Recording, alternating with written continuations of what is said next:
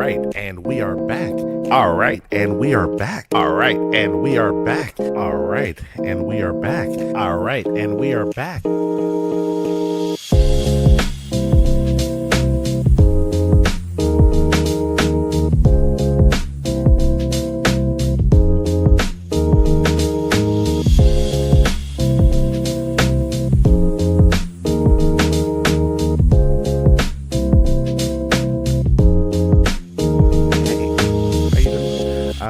Welcome.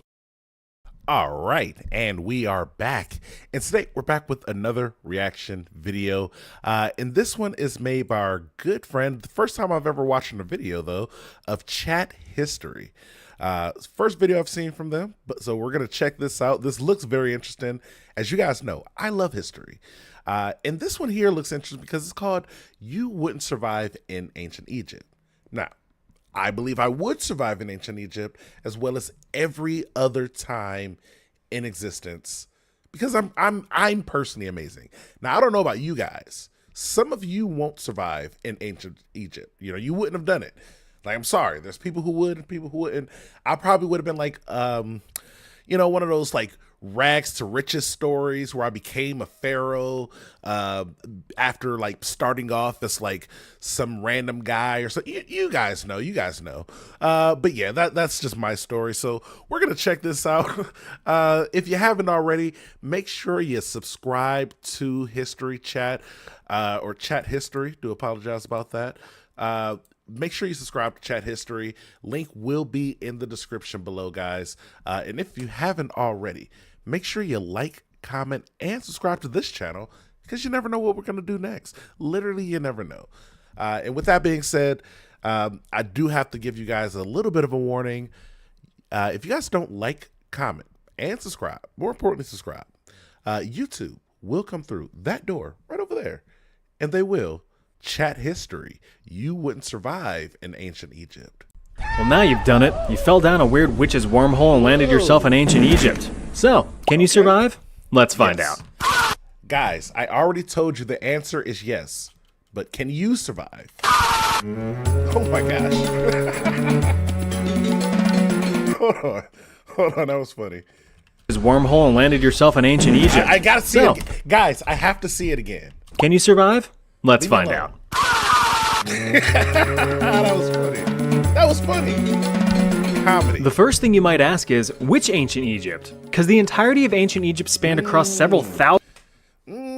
Good question. Now, I know some of you guys are all like, oh, I would have definitely been more of a New Kingdom type of person, or maybe a Middle Kingdom, or Macedonian period. That's all me.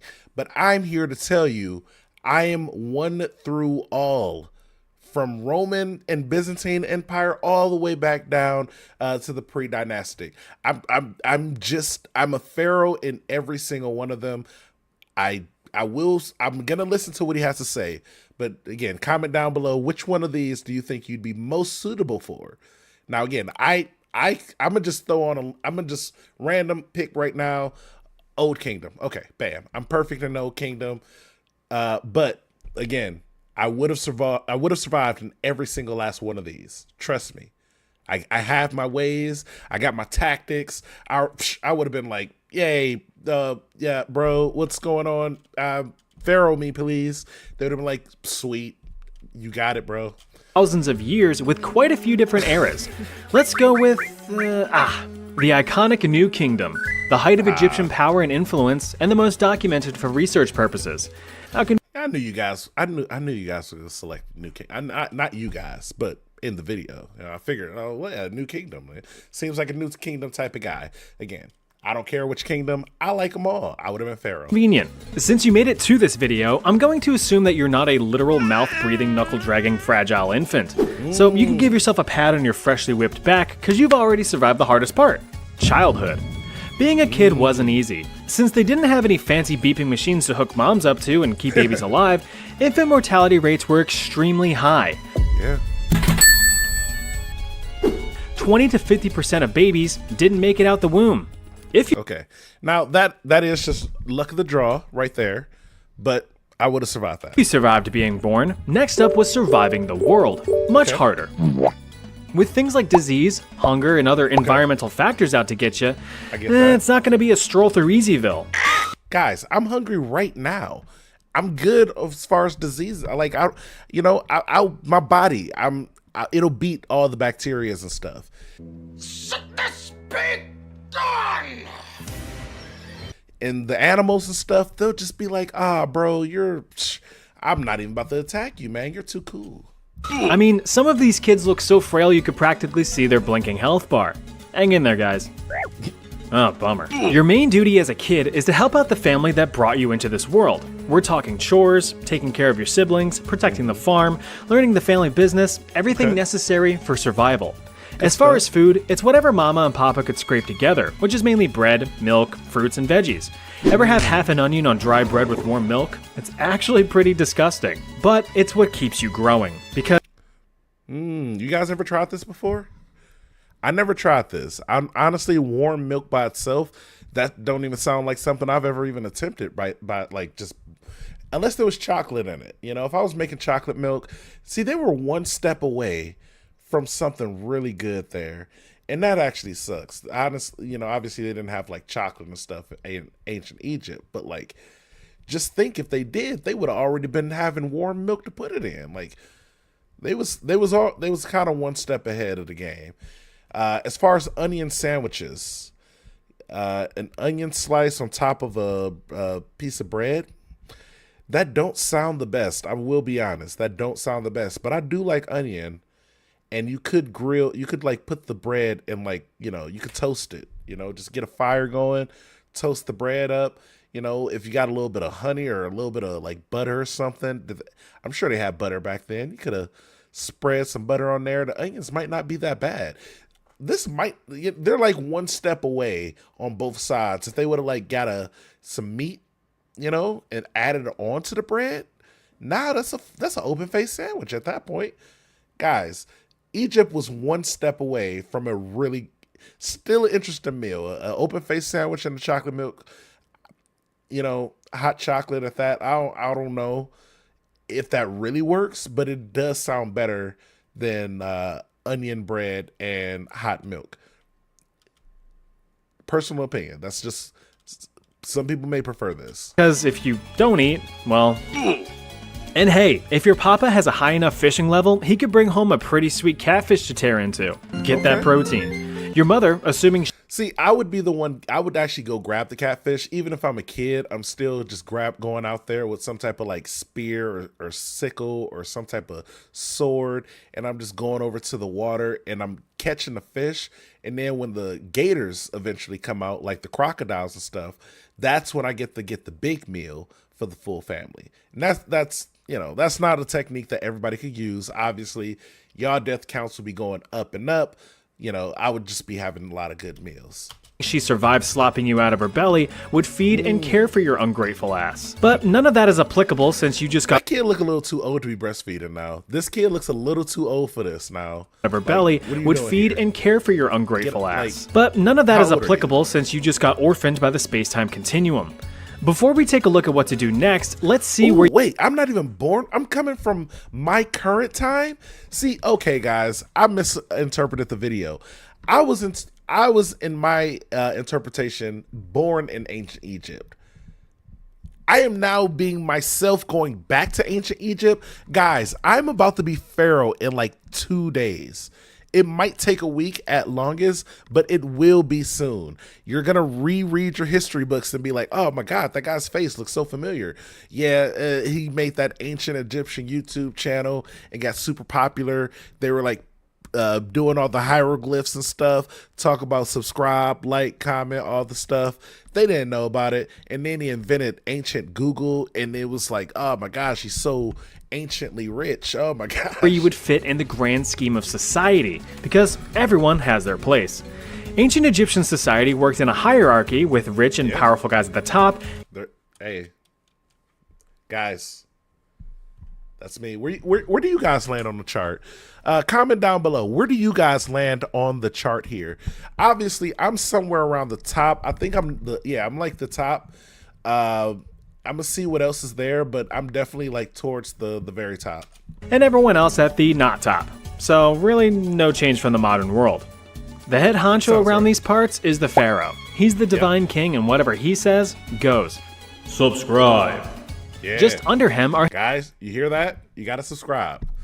Also, I would be a person traveling back in time. You don't come on, guys. You know they'd be like, oh my gosh, he traveled back in time.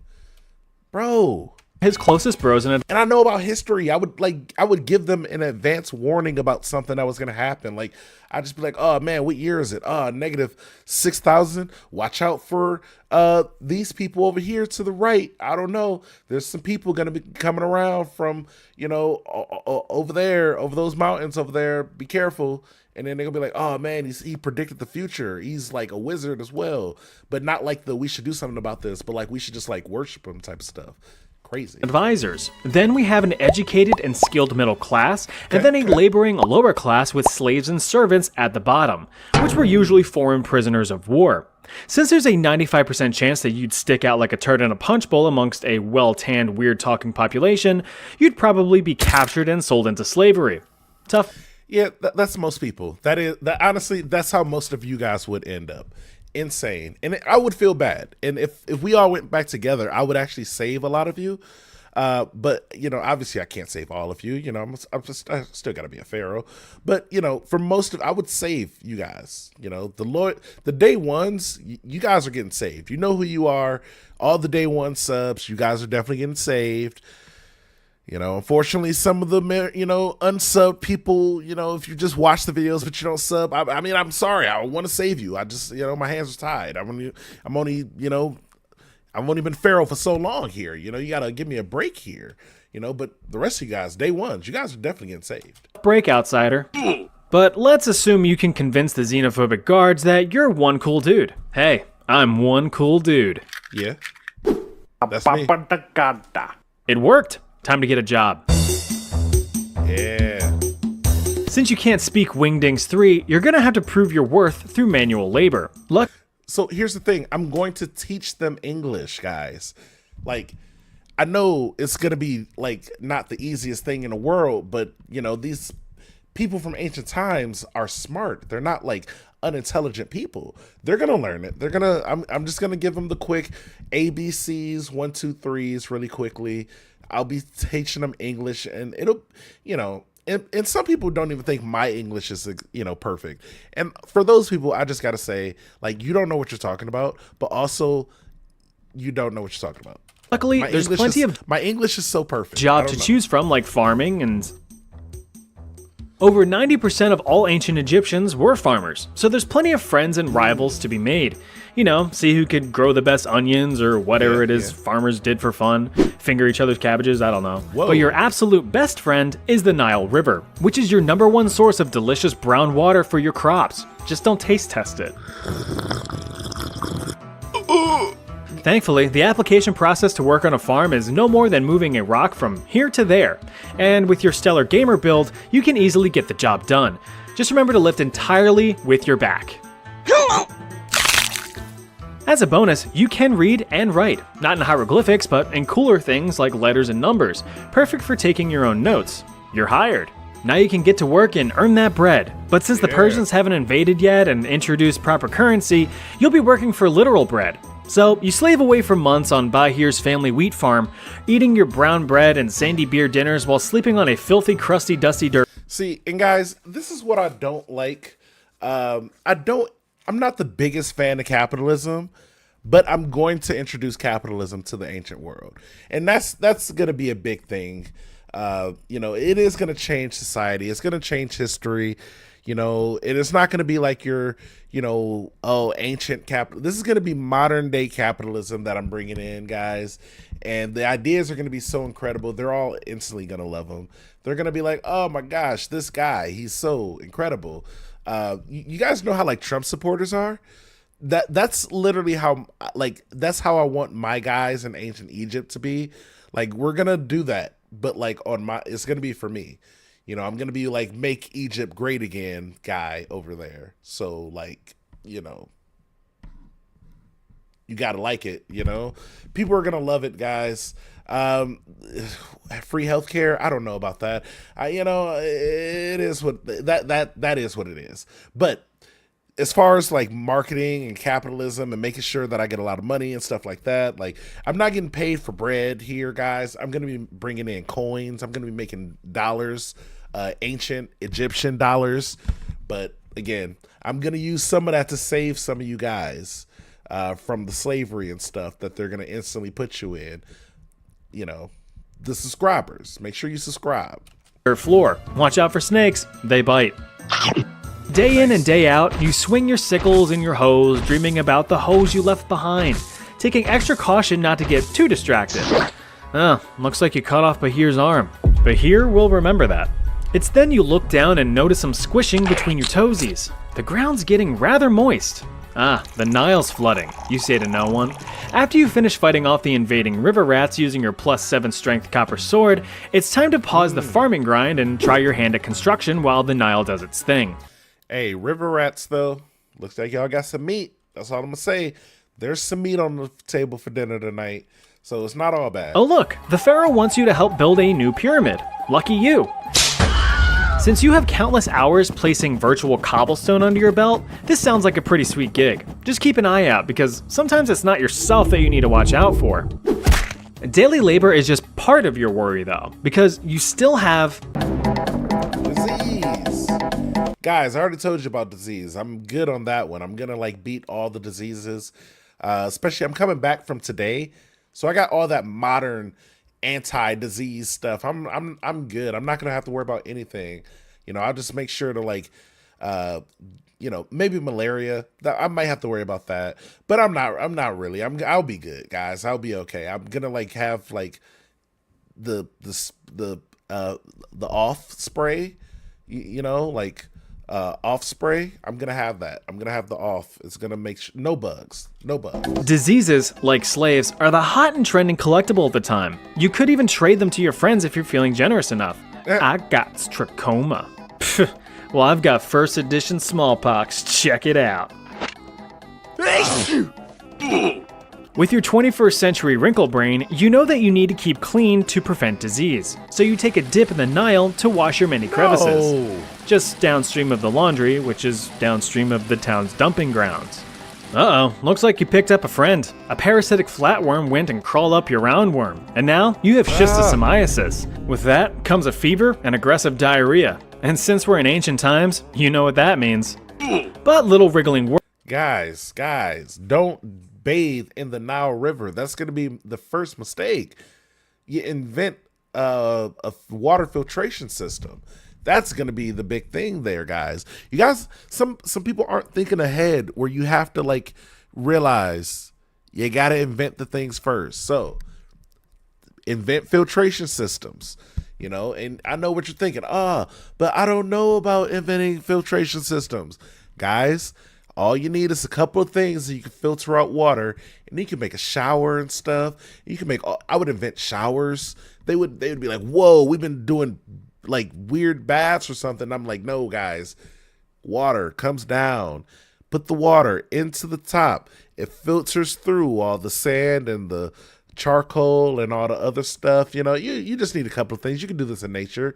Filters that water through, and then bam, you get some type of circular thing with some holes in it. Bam, it's like a shower.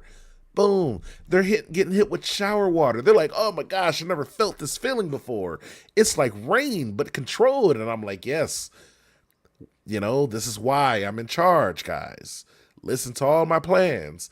Those pyramids are going to look way better once I'm Pharaoh. Just wait. Worms aren't the only threats you face. Like the infected fellas a minute back found out, there were many different diseases sickening up the land. The most popular being tuberculosis, smallpox, and malaria. These guys would make... See, I knew I would have to worry about malaria, but I'm good. I'm not going to get it. Smallpox, I'm good. Tuberculosis, I should be safe. I think I'm good from all three of these. I'm hitting the big three. They're not coming towards me. I will be on the lookout for malaria, though. That's the one I'm most worried about. Tuberculosis, hey, I'm good. Smallpox, whatever. I'm not getting that stuff. malaria. That's like flies and stuff. I might, again, I'm gonna have some off spray, so it'll be good. Make sure that your stay in ancient Egypt would be a quick one, so be sure to swat some skeeters and tell your neighbors to cover their coughs for Ra's sake. Yeah. Oh, sorry, I thought that there was a mosquito on you. Yeah, you too. Anyway, you get back to chiseling some sandstone blocks and... Also, I'm gonna invent sneezing into your arm. Like, I'm gonna invent that so that they, don't sneeze directly in my face or anything. That's gonna be mandatory, actually. I might also invent wearing a mask, just like face masks and stuff. I don't know what the face mask technology was looking like back then. I'm going to invent it for them. Things are going to be different. Like, history is going to change a little bit, guys, but it will be for the better. You're going to look back at your history books and be like, oh my gosh, this guy was the best pharaoh of all time. He invented shower systems and water filtration and capitalism. Oh my gosh, he's so cool. And then you guys are going to learn about it in history. And then maybe one day, if you're lucky, you will get to travel back in time as well. Maybe. Probably not, but maybe. Oh, looks like you caught Pharaoh checking out the goods. He admires your strong physique, attention to hygiene, and glistening back sweat. He even heard about your conquering of the river rats, and he's impressed. Those are some good qualities. Good qualities for a soldier. You just got bumped up a few societal ranks. Look at you go. Hey, look at you. Pharaoh wants to expand his empire. Well, now your promotion makes sense. Time to go to war. Okay, guys, so this is going to be my key is I'm actually going to help win this war. I don't know. I can't remember which war they're going for, but whichever it is, I'm going to help them win all of them. And then they're going to be like, oh man, you're like a war general. And I'm going to be like, of course, again, I'm coming in with modern day war techniques. This is back in a time where, like, you're getting like random people to just come up with like, oh man, if we just flank them at the left and the right at the same time, draw back our soldiers in the middle, and then they're gonna come right towards us. Then we get another rank of troops to box them in at the back. Now we got them surrounded on all four sides. People were falling for stuff like that back then. So you know what? Hey, I'm good. I'm just going to come up with some really cool battle strategy that they never seen. I got like Call of Duty gameplay in my head and stuff. They never even heard of that before. They don't even know what, Modern Warfare 2 is. Like, come on, bro. You're not going to, how you going to beat me when you never played on Rust? How you going to beat me when you never played on Rust, bro? Come on. No, I'm winning this war. Being a soldier can't be too hard, right? You just pick up a shield and a sword and swing it a little. After all, people are just bigger rats. Oh, sweet, they even have the cool curved swords. Curved swords? It's called a khopesh, and boy does it hurt. Yeah. But if swinging a sword ain't your style, you could opt for something a little less slashy and a little bit more stabby. If you want to poke someone further away, but still want to be close enough to revel in their death, I recommend a spear or a javelin. If you really have the urge to stab someone at least a few thousand scarabs away, go for the simple and sweet bow and arrow. It never fails. Unless you miss. Alright, time to step onto the sandy battlefield and fight for a country you just fell in. Guys, I love this Legend of Zelda reference here with the, Link's sword and shield. This is Legend of Zelda Ocarina of Time. And yeah, I'm getting real nerdy about this one here. But guys, this shield, I love this shield because it just looks so like realistically wooded and man. This is cool. Into the enemies of the These aren't like the video game. These are like somebody remade these and like he's adding them to there. I like that. They are the Sea Peoples. No one really knows who they were, and they most likely came from somewhere north of the Mediterranean. But Pharaoh don't give a good gosh dang. They've been— oh yeah, these Sea People are gone, by the way, bro. I'm like, yo, watch out for the Sea People, the seamen. Don't let that seaman in, guys. We're not letting none of these seamen into our city. We cannot let these seamen penetrate our borders. Cannot happen. Been flaunting their stupid looking boats and shit for the last time. Fuck you, Egypt. Oh, it's so on. Now, the first thing you're gonna want to do is... oh, damn. Alright, let's try that again. Respawn. Yeah. Okay, quick time dodge the arrow. Fire your own. Oh, nice shot. Good arc, stable flight, and... ugh, right on target. Good job murdering that guy with absolutely no complex backstory or family that he was fighting to protect from invaders. To him, you were the bad guy, but hey, war is hell, isn't it? Yeah. You keep popping off shots and taking out numerous expendable enemy NPCs. While you continue to just riddle the battlefield with arrows, you notice something in your peripheral. Not something, someone. Oh, Heba here. Didn't know you were a soldier. Oh, thank God. Oh, wow. It was just a dream.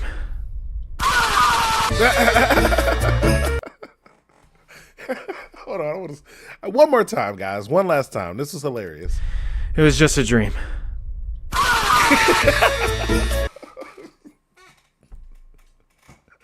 All right, guys. That was a great freaking video. I want to, honestly, everyone go subscribe to Chat History right now. Click on here. Go subscribe. This is a hilarious freaking video. Long story short, yeah, I would have survived all of that, guys. I didn't really give you the tactics of how I would have beat the sea people, but just know I would have invented like a better naval, like a Navy system and Navy and Army and everything for them. I would have been like, guys, I know we got soldiers, but do we have specifically Navy soldiers? You know, I'm training them now. I'm hitting them like Navy SEAL training, you know. I'm having them fight themselves, doing wrestling underwater, you know, making sure that they can like survive a knife fight underwater and stuff, you know. I'm doing all that stuff, you know. I'm sending them underwater. We're shooting arrows under them so they don't get nervous when it happens in real life. You know, we're oh my gosh, the amount of more victories that I'm gonna have, it's insane. It's actually insane. And I'm gonna teach them English. I forgot about that. I would have invented English. Like the things that I would have accomplished in this time, there's actually no limit. You know, I may invent space travel. I don't know yet. I'm just considering it. It may happen. It might not. But, you know, guys, yeah, if you made it this far into the video, I want to say thank you. If you could survive all the rants and rambles and randomness, then I appreciate you. And guys, as always, thank you. I love you. Bye. All right, and we are back. All right, and we are back. All right, and we are back. All right, and we are back. All right, and we are back.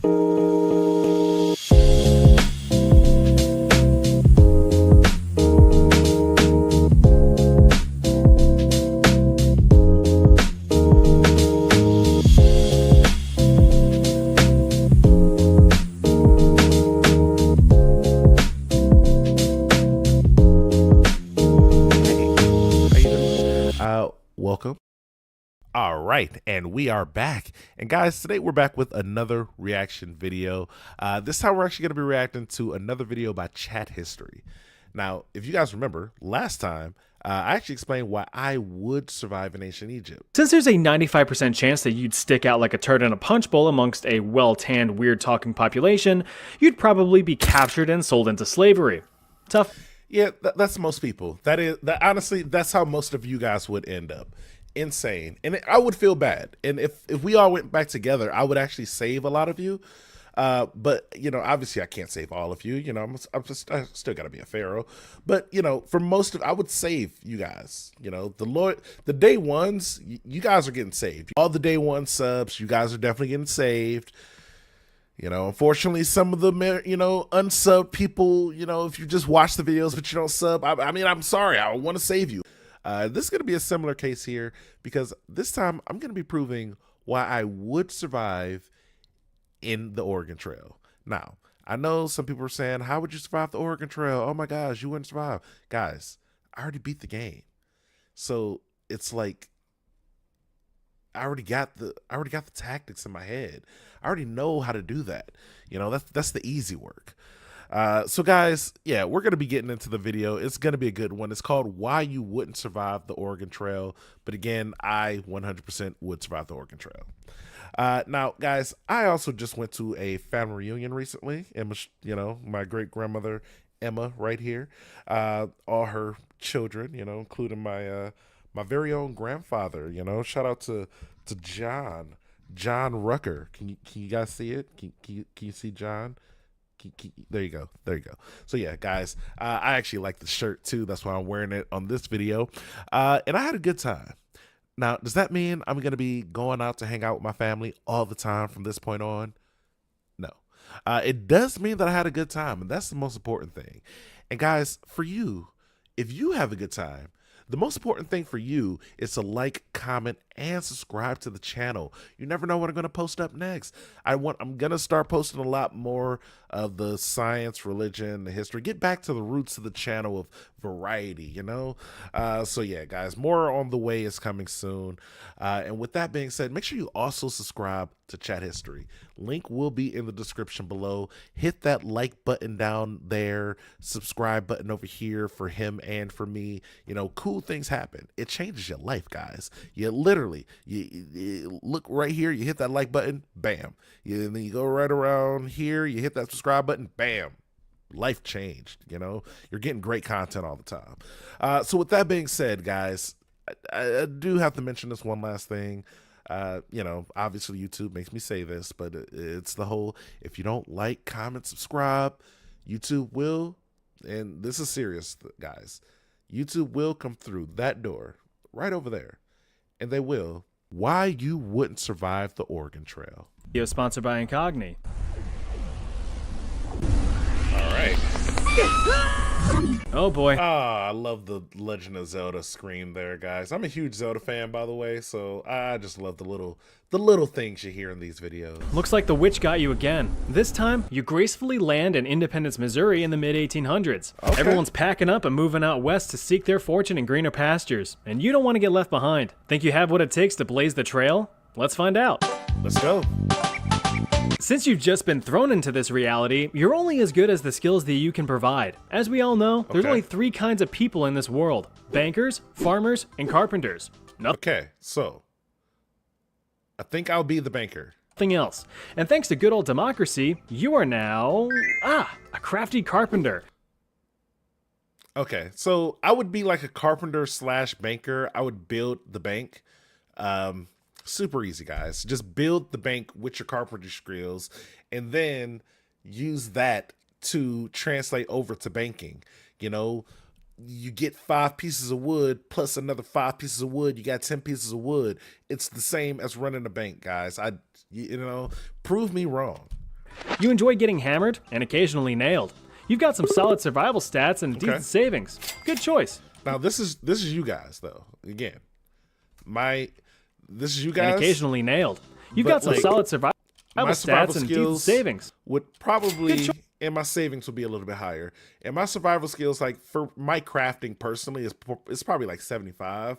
You know, I'm adding another 25 to each of these stats. You know, I'm like 95 dexterity, you know, 30 focus, you know, like, what was that, 45, you know, 40 speed, you know, it's good. You know, 50 agility, it's good. Choice. Not that it was yours anyway. Here's your complimentary wife and 2 adorable little cherubs to help you on the trail. Look how cute they are. Your mission is to travel down. I don't even have words. Look how cute they are. This is creepy. This is why people think AI is so creepy. Your mission is to travel down the soon-to-be-famous Oregon Trail. Over 2,000 miserable miles of dirt, disease, and death, formally established in 1836 to help pioneers move out west. But why would I move out west, you might ask? Because you want to. All the But more gold. importantly, the US government wants you to. Look, the eastern states are getting all congested, industrial, and smoggy. So the United States needs to do some good old expansion. Thanks to the Louisiana Purchase in 1803 and the Oregon Treaty in 1846, there's a lot of fresh open land to settle. Yeah. Why live in the economic decline of disgusting cities in the east when you could manifest that destiny and fill up those lungs with fresh air on the fertile plains? That's good air. If the opportunity of prosperity wasn't enough to convince... Man, if you guys don't know about this painting here, and very important painting here, this lady is supposed to represent like America and, you know, liberty and stuff. Now, if you notice to the bottom left here, there's some Native Americans running away while pretty much industrialism and all these little trains and boats and, you know, good old Americans here are coming in to take over. This is manifest destiny in a painting, because this is America manifesting its own destiny to take over all of the country. All those native lands. Oh, give Native Americans a state. Ah, phooey. We got power lines to put up, guys. Look at her. She's holding power lines. Crazy. School book. Because they're gonna teach these people who they consider savages how to be sophisticated, like Americans, with these books. Now, what that really means is they're going to put them into schools, and you're never going to hear from a lot of them. And then they're going to show up like 200 years later, and they're going to find a bunch of graves, unmarked graves in those former schools. And you're going to be like, dang, there used to be a lot more Native Americans. Sure did. There sure did, guys. You, how does free land sound? Thanks to the Oregon Land Donation Claim Act of 1850, pioneers can claim up to 640 acres, 2.6 square kilometers, of land completely free. Wow. Time to get Now, 2.6 square kilometers of land completely free. Here's the tricky part. This is going to be the trickier part of this. Now, I know, and I know this may come as a big surprise to a lot of you. I'm not white. So me surviving in these times may be a little bit difficult. But again, I'm me. So I would still be able to overcome. Even in those times, there were those specific people that just rose above, I would have been one of those people. I would also try to free a lot of people too. Everyone from this tree is getting freed. I don't know about y'all. So yeah, guys, I know this is adding a little bit more to why it's going to be more difficult for me to survive, but I'm guaranteeing you I will be able to overcome those circumstances, guys. Time to get supplies. Look, if you're going to be slogging down a few thousand miles of rocky trail, you're going to need to be well supplied if you want to stand any chance of surviving. Pioneers stocked up their supplies in trailhead towns just like Independence, Missouri. Things like food, clothes, tools, livestock, and perhaps the most critical American asset, guns. Because when you're out on a seemingly endless sand ocean, anything's fair game. What's to stop a desperate thief from stealing your precious supplies and or daughter? Your gun. So be sure that you're well equipped to donate a few lead slugs to their cause. And of course, you could also hunt for food if you need to. When it came to food, a family of 4 would need about 1,000 pounds of the stuff. This was usually beans, rice, flour, sugar, coffee, and dried meats and veggies. Okay. Don't forget your pots and pans and your fresh water barrel, or else you'll be washing down your salty deer jerky with a cup of dried rice. For tools, you're gonna need to be making repairs when stuff breaks, and stuff will break. Since you're a carpenter and know how to carpent properly, Obviously. you're set with a hammer, a saw, and an axe. And of course, you'll need some spare clothes, otherwise you'll be walking around with some breezy cheeks. In order to haul... Now, I would probably use my carpentry skills to translate into sewing and stuff too. If you know how to, hammer and nail, you can sew. I don't have any proof of that, guys. Just believe me. all of your stuff down the trail, you're gonna need a big ol' wagon. This sucker right here is a prairie schooner. Not as beefy as the heavy Conestoga wagons used for shipping freight, but you can still fit so many supplies and family members in this bad boy. With 4 ox power, tricked out wooden wheels, and a non-existent suspension, the kids will be uncomfortably wobbling down a trail at a spine-shattering 15 miles per day. You and your wife, however, will be getting your steps in the entire way. Every day is leg day on the Oregon Trail. So with a modest Now, that's a little bit new. I don't know if I'm personal. I'll probably just get a bigger wagon. I'd just get a bigger wagon for me. That way I can just ride on the wagon. I know a lot of people wouldn't be able to afford it, but at this point, I'm going to be a carpenter / banker. There's very few things I wouldn't be able to afford in this life. And I know, man, it's so difficult. How are you going to be a black carpenter / banker? Guys, I'm creating my own bank with carpentry skills, and I'm translating carpentry into banking, and I'm just going to be a really great banker. There's going to be some racism and stuff that tries to stop me. I'm not, bro, that's not stopping this banker / carpenter. I'll just carpentry some protective stuff to protect the bank. You didn't even think about that. $100 to your name, you talk to the general store owner and place your order. Yes, sir. What can I do you for? Well, about 20 bucks, but I'm kind of looking for some supplies. Sure thing. Take a look around. Yeah, can I get, what's a sponsor? That. Are you sick and tired of getting stupid spam That is a great that's a great ad there. And guys, you already know how I do with ads. I haven't done one of these in a while, so this is going to be a fun one. Spam emails and marketing calls. I'm going to go ahead and take over here for you, buddy. emails or marketing calls from companies you've never done business with? I hate you. I know that in order to make these videos, I've had to navigate quite a few websites for, research purposes. Only to get bombarded by spam calls afterward. Evil scumbag data brokers yoink your personal information and sell it to companies to make a quick buck. And that's why you guys need Incogni, because it will help secure your information when you're online. I am sure of it. I'm pretty sure that's what this is for. Because, guys, your data is very important. And you know who wants that data? Companies. They will pay data brokers to get your information, your search histories, all that stuff, guys. You don't want that. You don't want them knowing that you were looking up some random feet stuff at 3 in the morning on Google.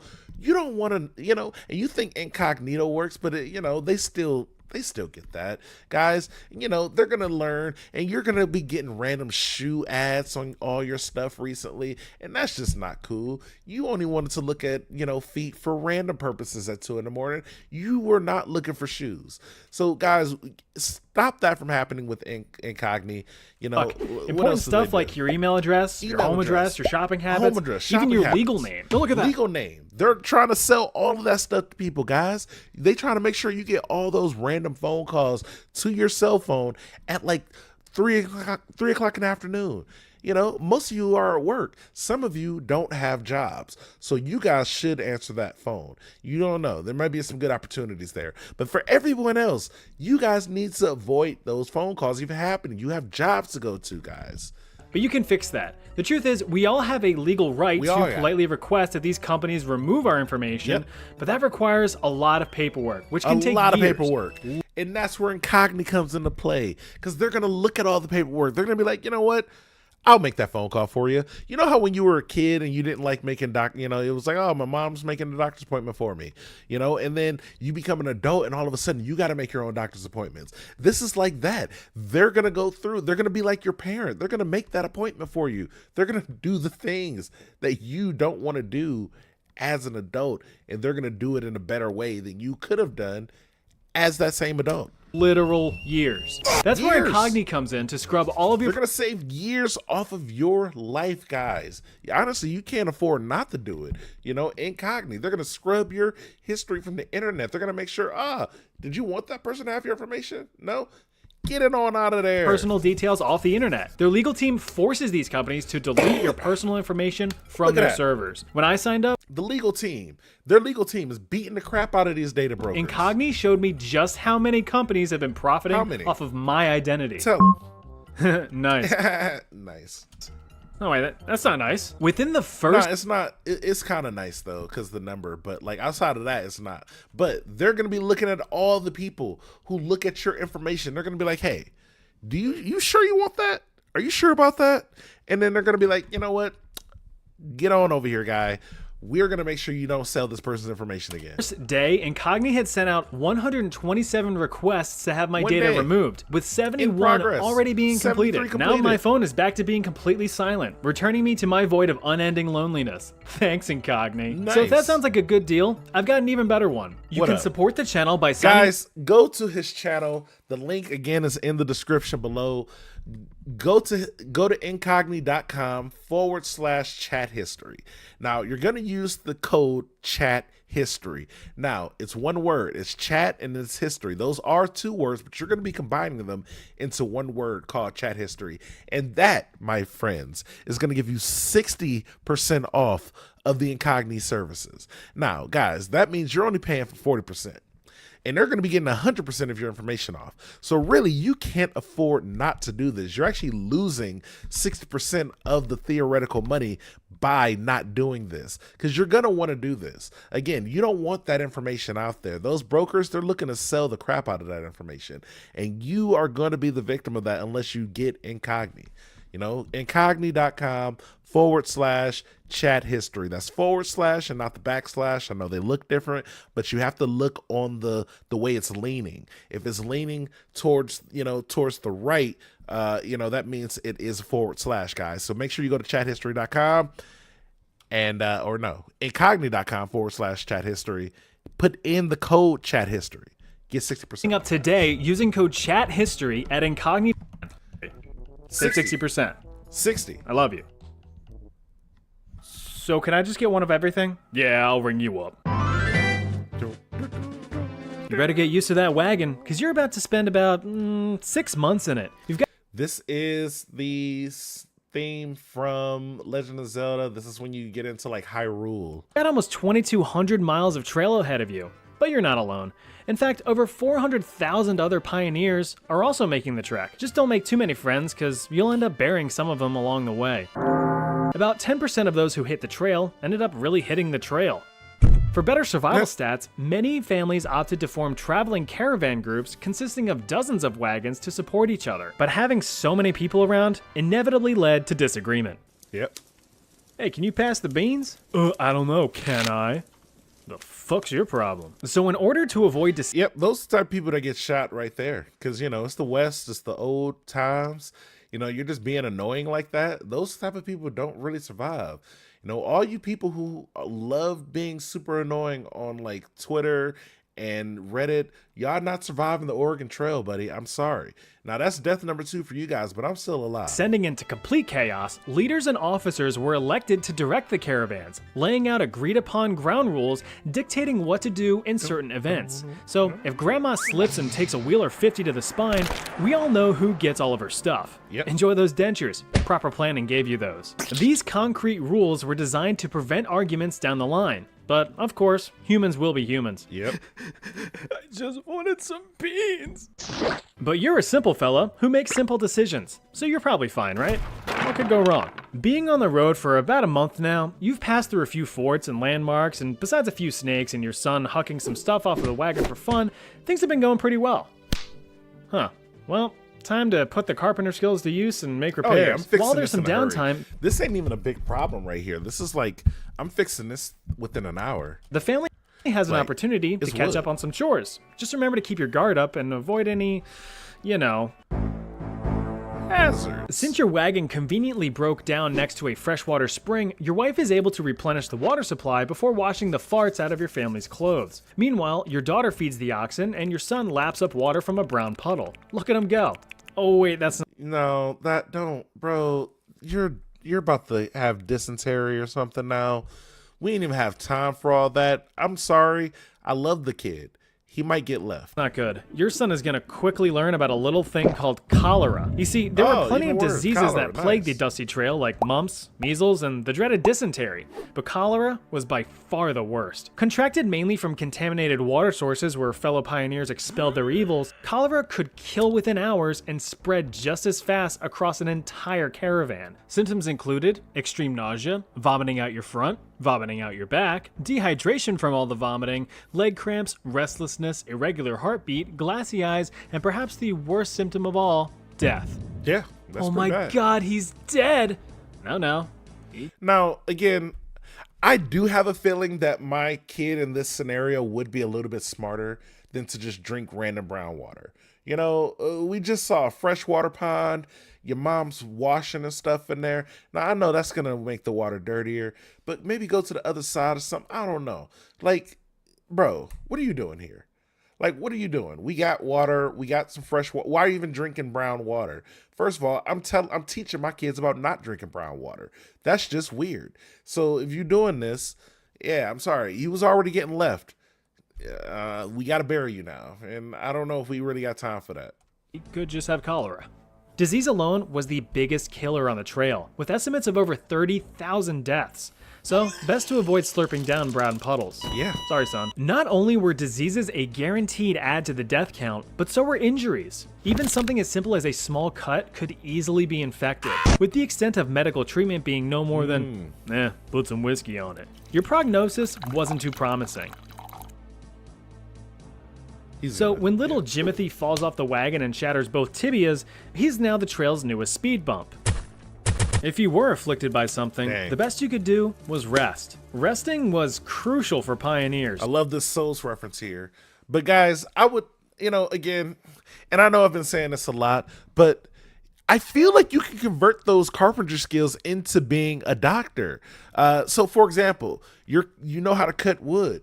Now you know how to cut other things. You know how to hammer up things. You can, again, translate that back to sewing. You go into sewing, now you can sew up people. Guys, oh my God. Being a carpenter in this world was OP for me. Now, for you guys, that results in 10 deaths. But for me, that means I am super OP. Like, because I'm the type of person that will translate the type of things into other things. I'm seeing a hammer and a nail. I'm like, bam. That's one thing. What can I translate that into? Oh, you want me to help put a new screw in somebody's foot? I'm doing it right there. I'm a carpenter / doctor / banker. / I can work with fabrics, Also, I'm a good hunter. That's not related to carpentry, but it is something else. So, I'm just adding on to the list. Again, you guys would have 10 deaths right now, and me being a great everything, carpenter, doctor, everything, I would probably save about 9 of you. So there would only be about 1 good death right now. But for everyone else, you are going to have to, pay me. You're going to give me food from your cart, some supplies from your cart so I can keep doing my thing after I saved your life. And that might help. That might actually kill you later on when I'm gone and you're not around. So we're still back to 10 deaths. Like, if it felt, I saved 9 people, but then I had to grab supplies from them to compensate me. So, then later down the line, I'm saving people in my general vicinity, but the moment I leave you guys, it's over for you. We're back up to 10. If they didn't stop to rest frequently, they ended up taking a dirt nap from crippling exhaustion. But not only was physical health a concern, but mental health as well. There were quite a few up here. A lot of people ending it themselves. Reports of people throwing themselves off the wagon of life when their mental health deteriorated from not only the monotonous and seemingly unending voyage, but seeing the constant line of rotting bodies of fallen pioneers. It was pretty common to pass several dead travelers every day on the trail, so you gotta think that that's pretty demoralizing, especially if some of those travelers were your friends and family. Even today, some of these graves still mark the end of many pioneers' journeys. Mental health really was no joke. Still isn't today, guys. That's why you got to be mentally tough too. And now the count's all the way up to 68. That is a lot of people. Again, I'm a personable guy. I'm going to be making friends down the trail, not close. I'm going to be making a lot of associates. It's going to be sad, but at the same time, the people I'm around are always going to feel like they're safe because they're around me. But then again, those people weren't around me when they passed, so it was like I feel bad. So I'm going to feel bad, but I'm still going to make it to the trail because I got a bank to open up. Take, for example, the famous story of Elizabeth Markham, who was pushed to the brink of insanity while on the trail. In the middle of their trek, she hit a point of exhaustion where she simply refused to travel any further, and nothing could convince her to carry on.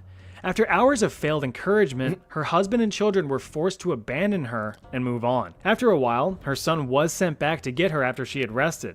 Bad move. Elizabeth eventually caught back up with the rest of the family, but left her son in the dirt with a rock lodged in his skull. When her husband raced back to find his son still barely alive, Elizabeth set fire to the family's wagon for good measure. Can't continue down the trail if everything you own is reduced to a cinder, can you?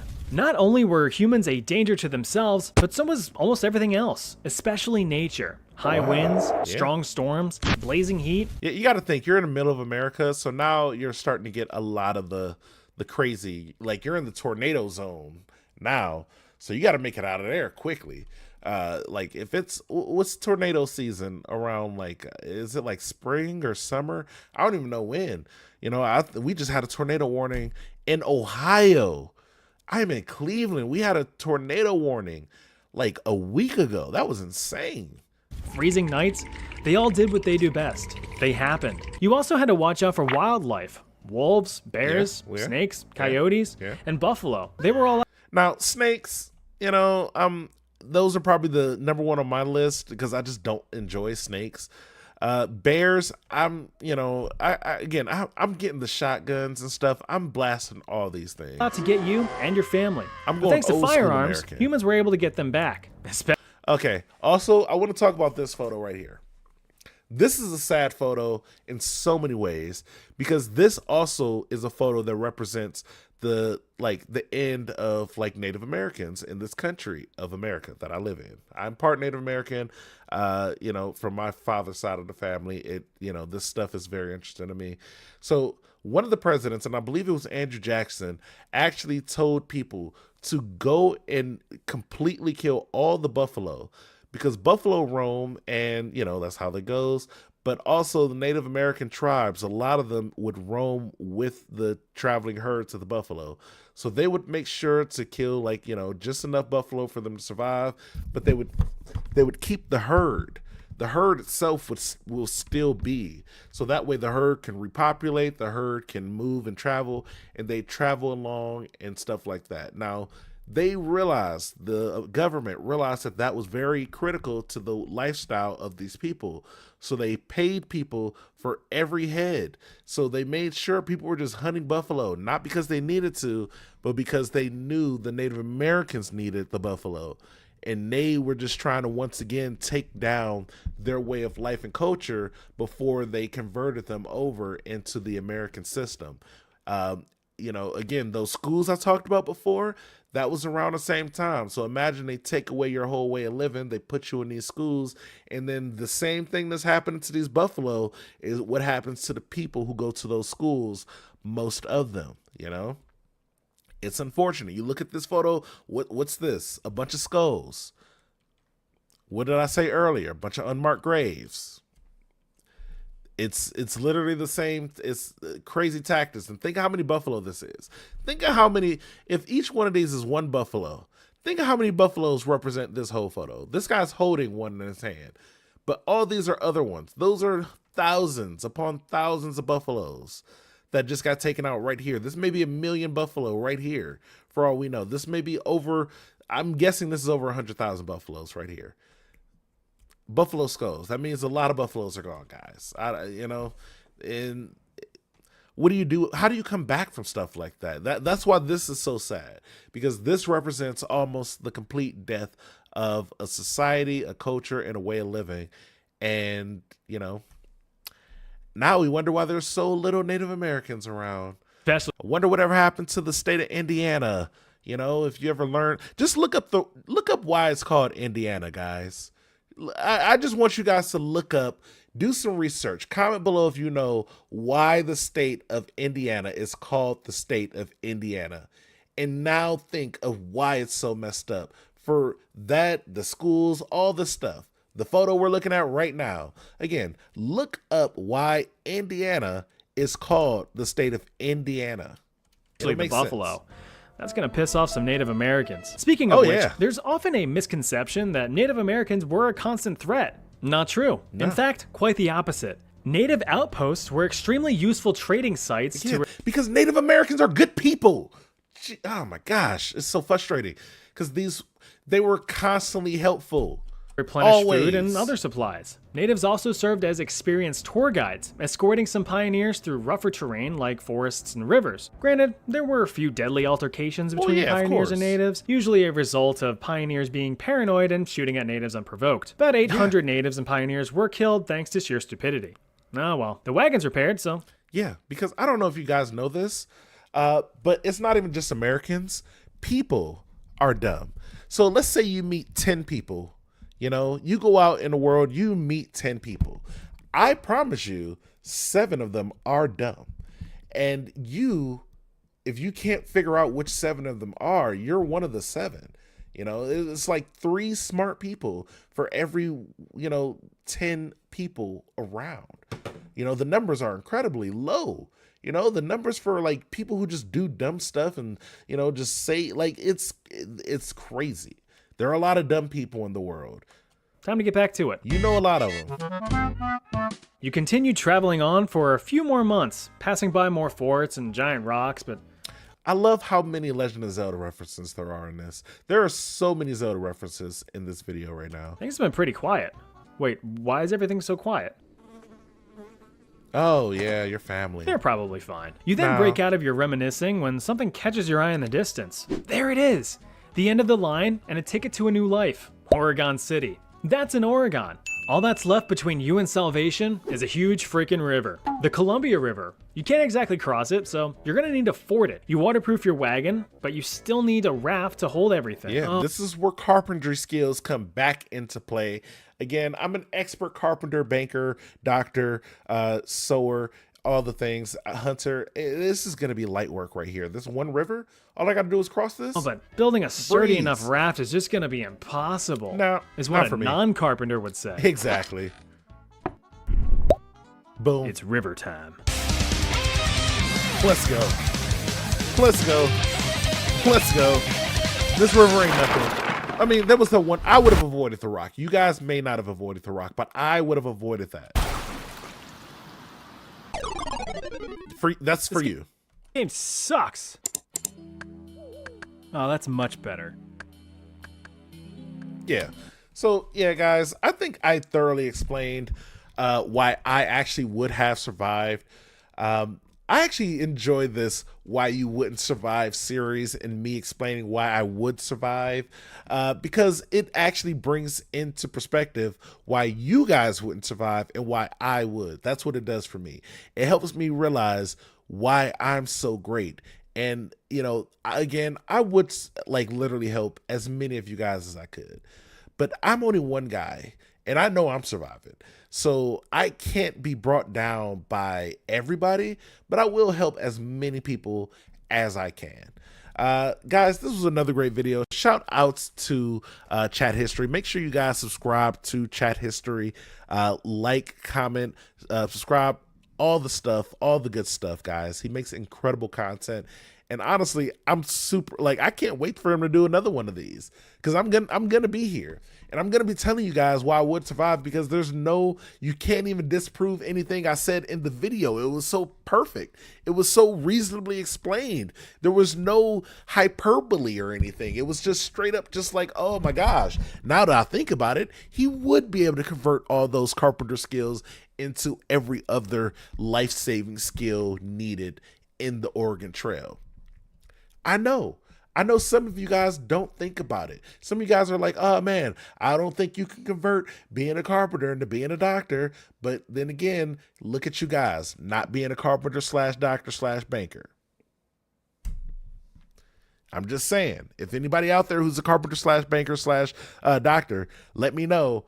You might disprove me, but you're not. So as always, thank you. I love you. Bye. All right, and we are back. All right, and we are back. All right, and we are back. All right, and we are back. All right, and we are back.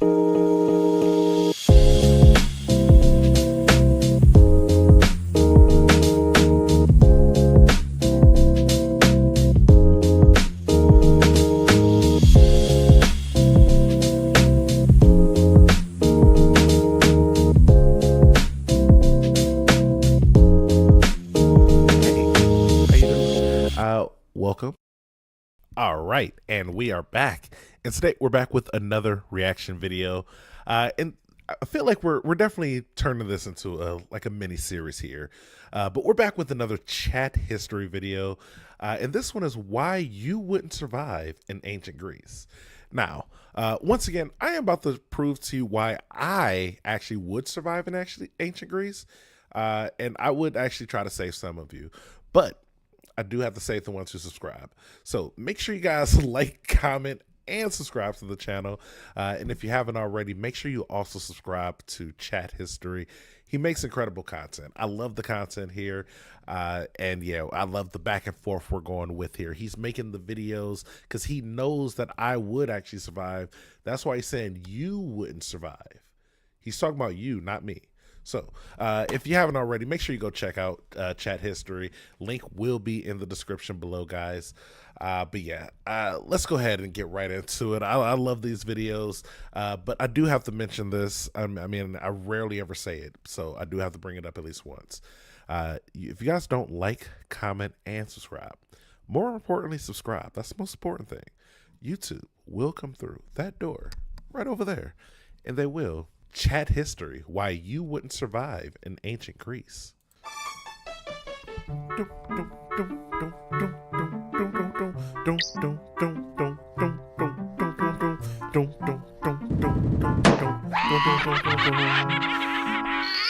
Guys, I know I gotta pause it already.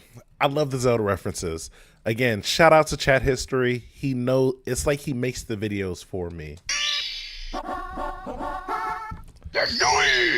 Yeah, that witch is becoming a real problem. This time, you've been sent into ancient Greece, specifically the classical era. Okay. A time of great war and conflict, but also a remarkable leap forward in human civilization. So, Okay. can you survive one of humanity's greatest expansions? Of course. Or will ancient Greece thermop the floor with you? No.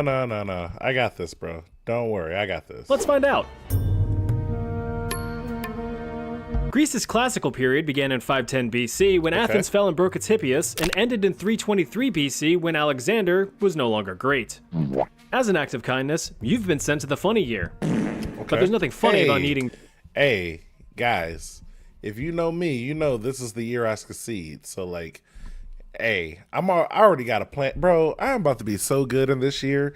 They're going to be like, oh my gosh, like, you should just be the new emperor. And I'm going to be like, guys, I don't really want to be emperor, but I'll settle for just being super rich. And I definitely take the bathrooms. Y'all got the bathroom set up? And if they don't, I'm going to show them how I want the bathroom set up. And then they're going to be like, oh, he's an architectural genius. And it's like, if you say that, you know, I might know where to flow where to make it flow to, you know. I'm gonna have some guys with me, you know, some like smart people, the smartest people around. I'm gonna like get them to hang out with me and stuff. Year 420, I already know how we're chilling. So like, you know, y'all get it. I'm gonna be like, I'm not gonna be the emperor, but I will just be super rich and famous to survive. The first thing you need to do is dust yourself off and get your bearings. Maybe a sign or something will help. Yep. Well, that's no use. You quickly recall your vast knowledge acquired from countless hours on GeoGuessr and look around for some notable landmarks. After all, some of these buildings Hey, shout out to the GeoGuessr guy. Yo, I always think like, man, maybe I'll send a photo to the GeoGuessr guy, but I know he's going to find out exactly where I am. He's going to find out where I am, where I sent the photo from, like where I live after, like how far I went to go get the photo taken. Like he's going to have all that mapped out, and I'm not ready for all that. I just want him to see, I just want to see if he know where some random, you know, tree is, and he's going to find it, and that's going to be a problem. So it's going to be like, dang, I'm not trying to get doxxed over, you know, trying to, you know, outdo him. still exist in the modern day. Well, there's a familiar sight right over there on the horizon. The Acropolis of Athens. That's in Athens. Okay. I must be in Athens. Well, now you know where you are, which means you can start figuring out your next steps for survival. Ooh. Drake? It's the Isles, guys. Get it? You get it. You guys get it. But first, you need someone to talk to because you're gonna need help. There's never any shame in asking for help. That guy over there seems friendly enough. Although shorter, the dude is absolutely ripped from his labor-intensive chores and looks like This feels like a death count. Let's see. he could kill you in one punch, but you approach him anyway. Yeah, see, I see, I already knew that was coming. This is why I would have survived. I wouldn't have just went up to him. I would have went up to somebody else, but then he would have saw me being cool, and he would have came up to me and not killed me. He would have came up to me to be like, sir, can I work for you? And I would have been like, yeah, sure. You know, you could be my bodyguard. Show me around the town right quick, you know? Then that's, you know, guys, this is the problem. You just went up to that guy. He was chilling. You don't, interrupt him when he's chilling. He might be like a slave, gladiator, anything. Who knows? Don't interrupt the man when he's chilling. Told you. Now let's assume he's a bit more approachable this time. You begin to ask him a question, but like a monolingual American, you always forget that there are other languages out there besides the freedom one. But you try your best. Here goes. See, this would, and if you guys remember the first video, editor put it somewhere around there. Obviously, the language thing would be the problem, but here's how I get around that. I teach them the language. Now I'm teaching them English. It's going to translate over super easy because they're already Greek, which means they're already a little bit more adapted to what the, like, you know, the language tree of English would have come from. They're like, oh, I've seen Germanic, you know, I've seen some Anglo-Saxon, you know, bam, I already got them. You know what the letter A is? Cool. Do you know what the dollar sign is? Capitalism? Has it been invented yet? No? Okay, let me show you something. And then I invent capitalism. Now I'm super rich. Like, guys, it literally doesn't get any easier than traveling back to ancient Greece. Like, ancient Egypt, that was like stage 2. It would have took a little bit more time to become pharaoh. In that situation, you do want to become pharaoh. But in this situation, you don't want to actually become emperor. Because, you know, it's a lot more dangerous. It's a lot easier just being rich and famous in ancient Greece. You're going to have a good time. They got a lot of good areas. You know, you'll see some beaches and have a lot of fun. And you don't got to worry about people trying to murder you all the time. So, like, again, I'm just going to invent capitalism and then teach everybody English. Like, it sounds, as some of you guys are like, oh, how are you going to do that, guys? You don't think I can teach people English? Like, you don't think there's people who don't speak English watching this video, learning English from me right now? Why do you think I enunciate so properly? Like, I'm teaching them English as we speak, ladies and gentlemen. Hey man, can you help me out here? The man turns his chiseled jaw your way and begins to speak, quickly bombarding you with a bunch of indiscernible mouth sounds that completely fry your brain. But luckily, the words have been displayed in a big old bubble next to his head. Look at all them silly letters. Wait a minute, you say, scratching your chin. I've seen these letters before. Just then, you get a flashback to your college girlfriend's sorority dorm where you found the Euclidean letters. Just as you were...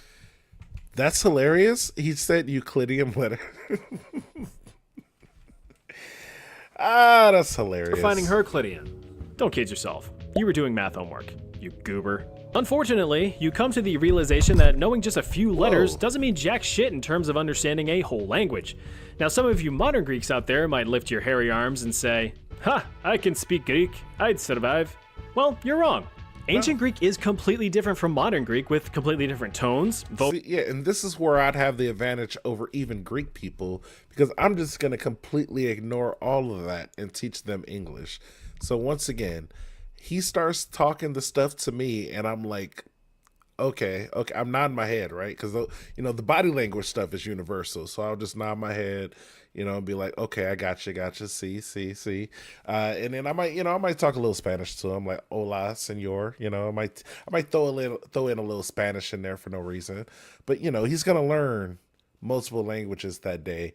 And I don't know, you're asking me, how is it going to happen? That's the real thing. And I'm telling you, it's going to happen. Like the way it happens, it's like you can't fully question that right now. You just have to believe in me because I believe in me. And you know, if again, eventually it's going to be the best for all of us because I'm going to help you guys. If you're also trapped here, because you're not going to know how to do all this stuff. You're not going to be able to like teach people English and stuff. You know, it's going to be too much for you. So I'm going to do that for you. Don't worry. And yeah, it's gonna be perfectly fine. So I'm just gonna teach them the English language and all the stuff, and I might throw a little bit of extra languages in there. You know, I might teach them like, you know, again, for some reason if they learn in like English and then they also know some Spanish words, it was because of me. This is if it was real though. Vocal inflections and pronunciations across several regional dialects. Let's see how Ancient Greeks wouldn't understand a word of modern Greek, so you'd have no real advantage. Needless to say, you're not going to be communicating anytime soon, at least not orally. You begin attempting some charades as a way to express your needs. Too bad all of your wacky waving is perceived as a threat. Man, that's twice. See. That's the problem. That's where a lot of you guys would mess up, because a lot of you guys are gonna start doing random stuff like pointing to your mouths and weird stuff like that. Like, I'm not doing that. I'm not doing that. I'm doing like, yeah. Huh? What was that? Huh? Huh? I'm pointing to my ear. I'm like doing this. I'm like, hello. I'm teaching them how to shake hands and stuff, because they might not. So here's the thing: they might not know about the shaking hand.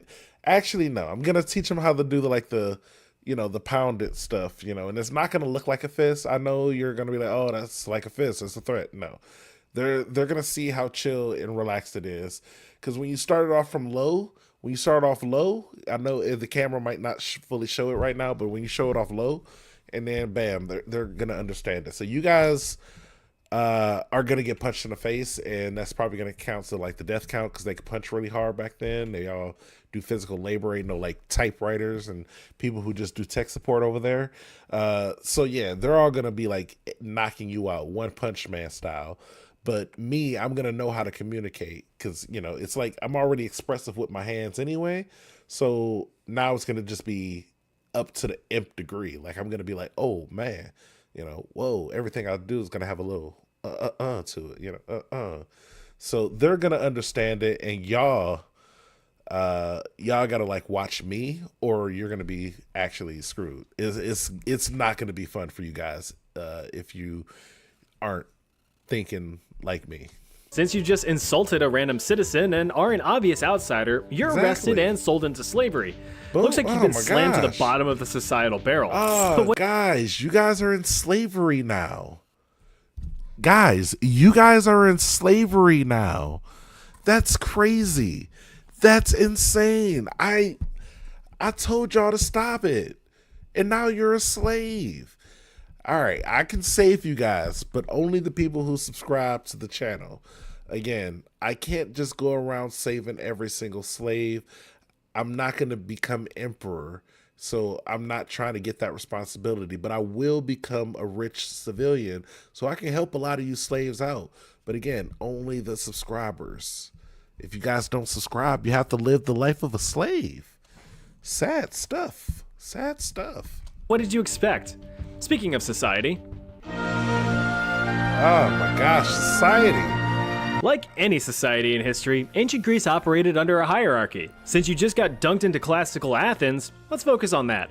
Here, there were 4 main groups. The upper class were the elite, the cream of the crop, and we all know that the cream rises to the top. I love that. So this is where I'm going to be at, guys. I'm going to be chilling here with the aristocrats and stuff. Like, again, I'm not going to be emperor, but I will be hanging out where all the stuff is clean and everything's nice. That's where I'm going to try to help out a lot of you guys. So I'm going to be somewhere around here, like the aristocrats, the top of the tier, hanging out with Macho Man Randy Savage himself. I don't know what you guys are going to be doing, though. I'm sure maybe one of you guys may be with me, but that's the ones who I bring with me, when I go hang out with them. I'm like, hey, this guy used to be a slave. He's no longer, he's with me now, and they're going to be like, oh, okay. Because they're going to know English by then, because I'm already going to teach them English, and you guys wouldn't have done that. So, that's why I get to be around them, and I'm going to choose not to be emperor. That's the difference. I'm going to be like, emperor, no, you keep doing your thing, bro. I'm teaching English, and I'm going to teach them the word bro. I'm teaching them slangs, too. To be a part of the upper class was a birthright. You must have been born in Athens to a moderately or highly wealthy family. Yeah, that's what happens to a lot of you guys. But for me, I was time traveled there, so I get to be an aristocrat automatically. It's a time travel thing, and teaching them English things. So, like, yeah, it happens. Be well educated. And a guy. The members of this class were the only ones that held any Hey, sorry, sexism is still a huge thing back then, so like obviously I do still count, and I know some of you guys are gonna be like, oh, well, you're black, and I'm gonna be like, guys, do you not see who I am though? Like, and also I don't know what their type of slavery was like back then. I don't think it was automatically you're black and you're a slave. So, again, they were a lot more racially diverse throughout history. It's just not, it doesn't just translate well to movies because people don't know history. So, again, I would be perfectly fine. And then, I would also be teaching them English. I'd be so rich. I'd like this right here, what we're looking at. This would be like my backyard, really. After I'm done with all the doing really cool, teaching them type stuff.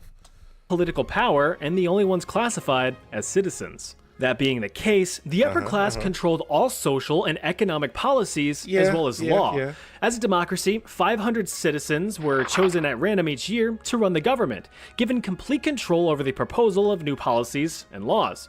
Kind of like an oligarchy. These policies were either accepted or rejected by popular vote. Next was the middle class. Usually referred to as the medics, they were all the dudes who weren't born in Athens but still lived there. Foreign skilled laborers such as craftsmen. Hey, this where a lot of you guys would be placed by me. I'd make sure you guys get a good medic job, like a good, living nice, you'd feed your families every day. So that's cool. Merchants and artists. These guys built ships, constructed buildings, and kept the city maintained. Sure, they didn't have a lot of rights like the ability to own land or vote in governmental affairs, but they were the core of the Greek economy. A thing that barely exists today. Oh yeah, women were also part of the middle class. Not many rights outside of being in charge of the house and raising the kids. Ancient Greek society wasn't too fair to women. The lower class, or the freedmen, were exactly who you think they were. Come on. It's right there in the name. Okay. They were freed men. Former slaves who bought their own freedom through intensive labor and saving. They pulled themselves up by their sandal straps and worked hard their whole life, only to have little to no rights or place in society. But hey, at least they aren't smelly slaves anymore. True. And you know what? I'm the type of aristocrat that I respect all the freemen. I'm even showing I'm showing respect to the slaves. I almost said I was going to show some respect to the slaves. Guys, I'm not like that. I would show respect to the slaves. But also I would understand that the slaves who I knew were the ones who didn't subscribe to the channel. So like if I see you speaking English and you're like, "Oh, I subscribed," and I'm like, I don't know. I gotta recheck. Let me know let me figure out the username when we get back to our time, 2,000 years from now. Let me see. But for right now, I knew that person definitely subbed. Get them on out of here. No more slavery for them. And it's like, boom, now you're up. You could at least be one of these guys, but if not, if you're not a freedman, again, I'm bumping you up to medic. You guys are not becoming aristocrats, though. Stop asking me. No, you cannot come to the aristocrat parties. They are already packed. I'm sorry. There are other aristocrats there. Make it on your own. You can be a medic. Just be a medic. Be happy with that. Slaves were lower than dirt in the societal hierarchy and weren't even considered a class. They were usually captured prisoners of war or purchased from former traders. Slaves were either owned by families as house servants or by the government outright for general labor, which came in all kinds of flavors. Farmers, bankers, soldiers, employed friends with benefits, police, all kinds of stuff. Imagine being arrested by a slave. Sir, you have the right to remain silent. Huh, well, at least I have rights. Slaves made up about a third of the population and were an absolute gold mine for their owners. Profit margins are pretty healthy when you don't have to pay them much, or at all. Speaking of gold mines, that's where you're headed. Time to get branded and get a move on. Nice. Cool. See, now you guys got to go to the mines. So now I got to go to the mines just to figure out which ones you are, because you decided to, point out your mouth and get punched in the face by that guy and then turned into a slave.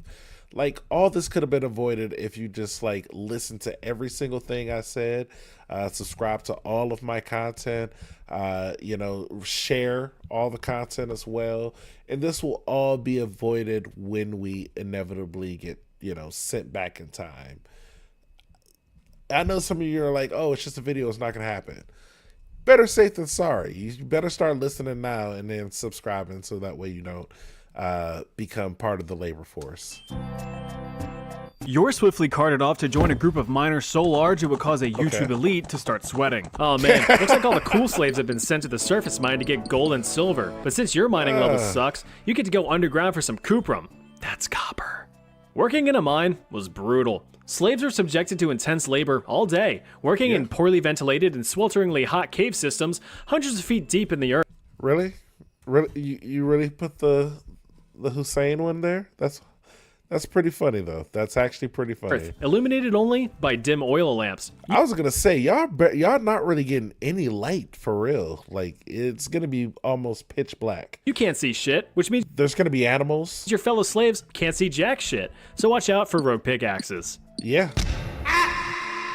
You toil away day in and day out for a while now, but notice that, like the rock around you, you're getting chiseled. The combination of your new Mediterranean diet and constant physical exertion is starting to pay off. You're able to mine more efficiently, and you're outperforming your coworkers. Thanks to all of your hard work and dedication, the local mine supervisor rewards you with more backbreaking work. Yeah. Looks like you gotta add your pride to the list of things getting crushed around these parts. You're working hard and gaining some gains, but you need to start finding a way out of here soon. Okay. You see, the life expectancy for miners was only a few years. With hazards like coal dust, lead exposure, and cave-ins, it was a quick way to have your lifespan get completely rocked. Ah, jeez. Looks like Yeah, being a miner even in like the 1800s was super dangerous, and you had to be like, they had to make kids do it just so they can have some people that can work for 10 years, It's like by the time they're 20, it's like, oh my gosh, they looking like they're 80. That's why people used to look so old back then. Working in a mine. Atticus is showing signs of a fever, and Pucus over there, he's earning his namesake. You ask your buddy Atlas what the heck's going on, to which he responds, looks like they all caught some sort of disease. Oh yeah, you guys are, if you're unvaxxed, I'm sorry. You got to get vaxxed before you go back in time, because once you go back in time, then you're left to all their back in time like stuff that they used to do, and it's not going to be the most effective stuff. Again, look how many people are dying back then. If you're using their medicine, hey, what do I even tell you at that point, bro?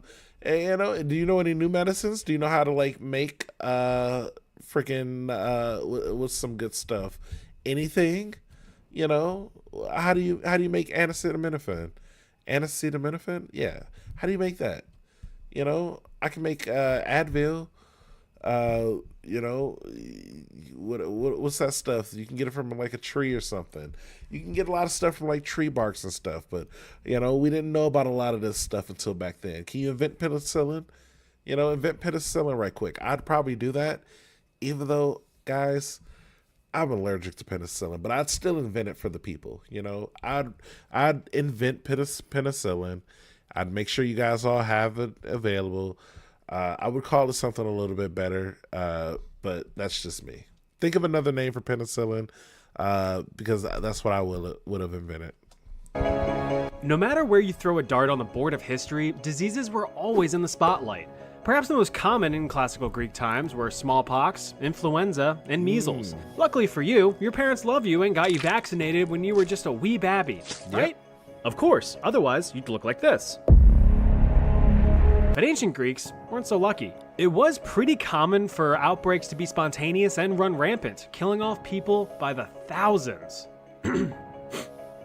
And what kind of disease discussion would it be without the mention of the plague? Yeah, the plague showed up in ancient Athens right around 430 BC, 10 years before you arrived. During that time, it eradicated between 75 to 100,000 people, or about a quarter of the city. See, you'd be one of those 100,000 Greekaroos, and it's unfortunate because, again, get vaxxed before we go on the random trip back in time. But also, if you're not, do you know how to invent anything? Invent something. I'm inventing penicillin. What are you guys inventing? You can try to invent something, but you got to comment down below what medicine you try to invent. Again, I'm 100% inventing penicillin. I know how to do it. I haven't done it yet, but I could. The guy who did it on accident. The guy who did it on accident. You think I can't do it on purpose? Come on, guys. Who I don't even guys, whoever's about to comment that, stop typing right now. You don't know what you're talking about. You don't know. You're about to type in the comments. Oh my gosh, you'll never invent penicillin. You don't know the first thing about inventing penicillin. The guy who did it on accident. How about that? How about that? Yeah. Look at you right now. And you're just looking at your keyboard like, oh my gosh, why was I about to type that? I was about to type some nonsense. And then I remembered to continue watching the video. And then he completely proved everything he just said. Oh my gosh, he's facts. Somebody about to type in facts right now. Oh my gosh. Make sure you do the timestamp. Facts. City's population. The plague comes in 3 flavors: bubonic, pneumonic, and septicemic, and strawberry. They're all basically the same thing, but affect you you're about to get the septicemic one because that's going to make you poop out of your butthole. in different ways. Bubonic was the most common, as it's At least that's what I'm assuming. And I'm probably right. kind of stage 1 of the plague. Usually transferred from a flea giving you a little nibble, the plague is a bacterial infection that just penetrates your cells and fills them with toxins, killing them. This will also cause you to have a fever, the chills, and make you generally feel like shit. Your body will also start getting polluted with bumpy boils. If left untreated, the infection can spread to your blood, where it upgrades to septicemic plague. This is when parts of your body get the rot and start to turn black, causing severe pain as well as more frequent, unprovoked traffic stops. If the infection gets into your lungs, that's when it's classified as pneumonic plague. You begin coughing like crazy, and your respiratory system starts to fail. And that's no good. Luckily, doctors at the time relied less on the big guys in the sky for help and decided to take matters into their own hands, establishing and developing the concept of medical treatment. It was widely believed that the key to a healthy life was to consume healthy foods like fruits, veggies, nuts, meats, and dairy, not to mention plenty of exercise. Crazy thought, right? But if you did get the ick, there were a few solutions. The most common was blood. See? Look what you got yourselves into. Now you're sick and you got to get bloodletted. You got to get some leeches on you or something, or they're just gonna they're just gonna cut a part of you and just like let your blood just come out until you're like feeling better. Good luck. Have fun with that. Have fun with that life, getting bloodletted. This is what you got to deal with now. This is you. Look at you. Now you got to get bloodletted. Come on, bro. Come on. Bloodletting. Look, you're just a big walking blood sac, and since you're sick, that means you've got time to get rid of that. Thanks, Doc. I feel so. Other treatments were often natural remedies like herbs, soups, teas, and honey to heal your little stummy. But anyway, you're safe because you're vaccinated, which means that see? He didn't even tell you about the other stuff you got to do. You know, there's definitely going to be something where you or someone else, they're going to put a finger inside of that blood, inside of your body. They're not really going to, this is early medicine, guys. They're not really good at this stuff yet, They're not experts. They don't know what diseases are for real. They have the concept of it, but they're like, I don't know. Maybe you just need to cut out some of your blood. I don't know. Maybe we just need to make sure all your blood is gone, and then you'll just get new blood. And what about the wound? I don't know. We'll do something about that later. How does that not get infected? Bam. Now you got to cut. Did they even wash off the knife? They probably just use, all I did was cut somebody else's blood.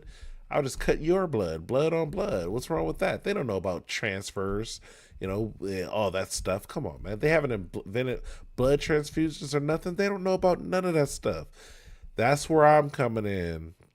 Now I got to invent all that. So I just thought about it. I actually have to invent modern medicine now. So, I don't want to become emperor, but it's looking like I'm going to have to become emperor because now I got a lot of stuff to do. I got to make sure to invent modern medicine, teach people English, invent capitalism, help out some of the slaves that subscribe, only the ones who subscribe, and then also just make life all around better. They gotta have flushing toilets. I don't want some random stuff. I want to make sure it's cool. I gotta invent stuff. So it's You know, I got to get compensated for that. You're the sole survivor of a recent outbreak, and you really like trains. Guess you're a free man now. Being very free and very man means that you now have access to education. Sorry, ladies, you're gonna have to wait a while before you learn good. Time to hit the books. Ah, man. Now that your yearning for the mines is now a yearning for learning, it's time to trade your physical gains for mental ones. Ancient Greece had a wealth of educational resources, including public and private schools, personal tutors, intellectual lectures, and a recent invention: books.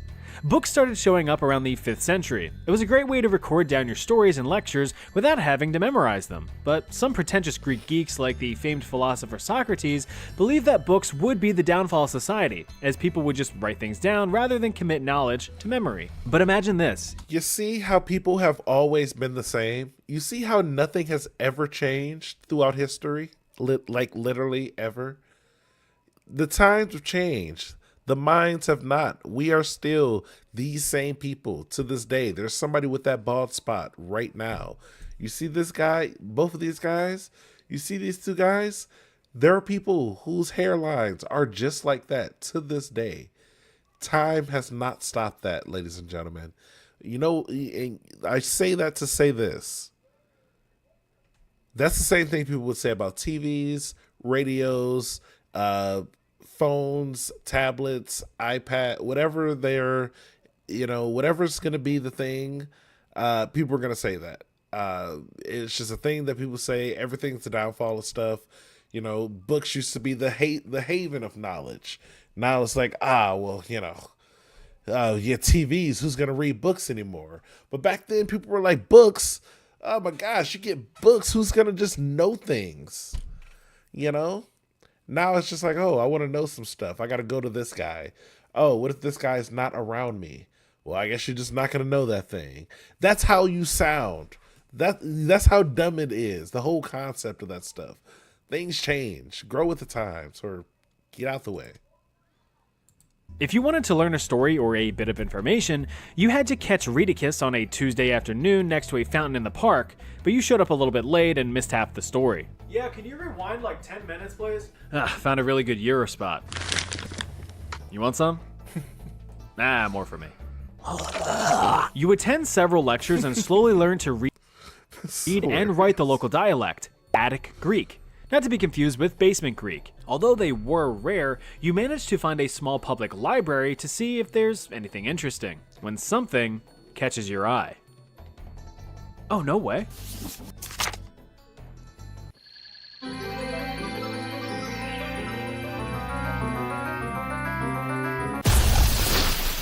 Oh no, you gotta travel back in time. What the fuck? Like I said, I'd survive. Yeah, that's me. I'd survive. So, guys, I feel like that was acknowledgement of myself. He knows that I would actually survive. Like, chat history knows that I personally would survive these situations. He added this little character in here just for me, bro. I appreciate it so much. Like, I know that you know that I would survive. And you know what? Chat history, you'd survive too, bro. I believe in you. You know what? I think you'd survive.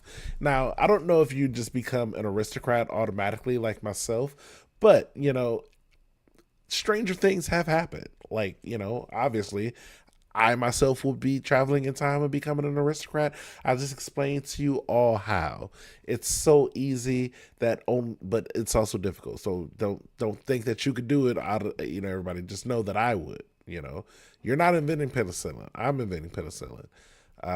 And then also you're not inventing the English language for these people. You're not like revamping their whole society. I will be, but don't worry. So, guys, with that being said, if you made it this far, I do want to say thank you. As always, guys, if you have any other recommendations for videos, make sure to comment them down below. If you have any funny moments or anything, make sure you put the little timestamp on them. That'll be fun for making shorts and everything. But yeah, guys, as always, I do want to say thank you. I love you. Bye. All right, and we are back. All right, and we are back. All right, and we are back. All right, and we are back. All right, and we are back.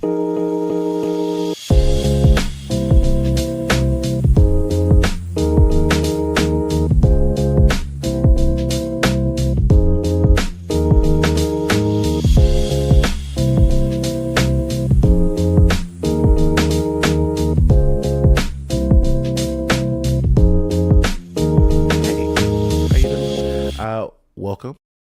All right, and we are back. And today we're back with another reaction video, ladies and gentlemen. And this time we're back with more chat history. Yes, I love chat history. He's honestly, I love all these videos, and I feel like he definitely knows that I personally, maybe not you guys, but I personally would survive in all of these scenarios. Now, he knows it and he's acknowledged it already. I mean, not like verbally per se or like written wise, but I get it. You know, I watch the videos and I see the messages between the messages. That's why I'd survive, and you guys probably wouldn't. So with that being said, today we're back with another series of why you wouldn't survive, this time in Japan. That's right, ladies and gentlemen. Why you wouldn't survive in ancient Japan. Now, I've seen animes before. And I know that's a crazy way to start it off, but follow me here. I'm going to survive. That's all you need to know. So guys, if you haven't already, make sure you like, comment, and subscribe to the channel. You literally never know what I'm going to put out next. And also, if you haven't already, make sure you subscribe to Chat History. It makes incredible content over there. Really great content. You guys need to check them out. Link will be in the description below. So guys, with that being said, I just have like one more thing that I just do have to mention, unfortunately, is that if you guys don't like, comment, and subscribe to the channel, YouTube will come through that door right over there, and they will chat history, why you wouldn't survive in ancient Japan.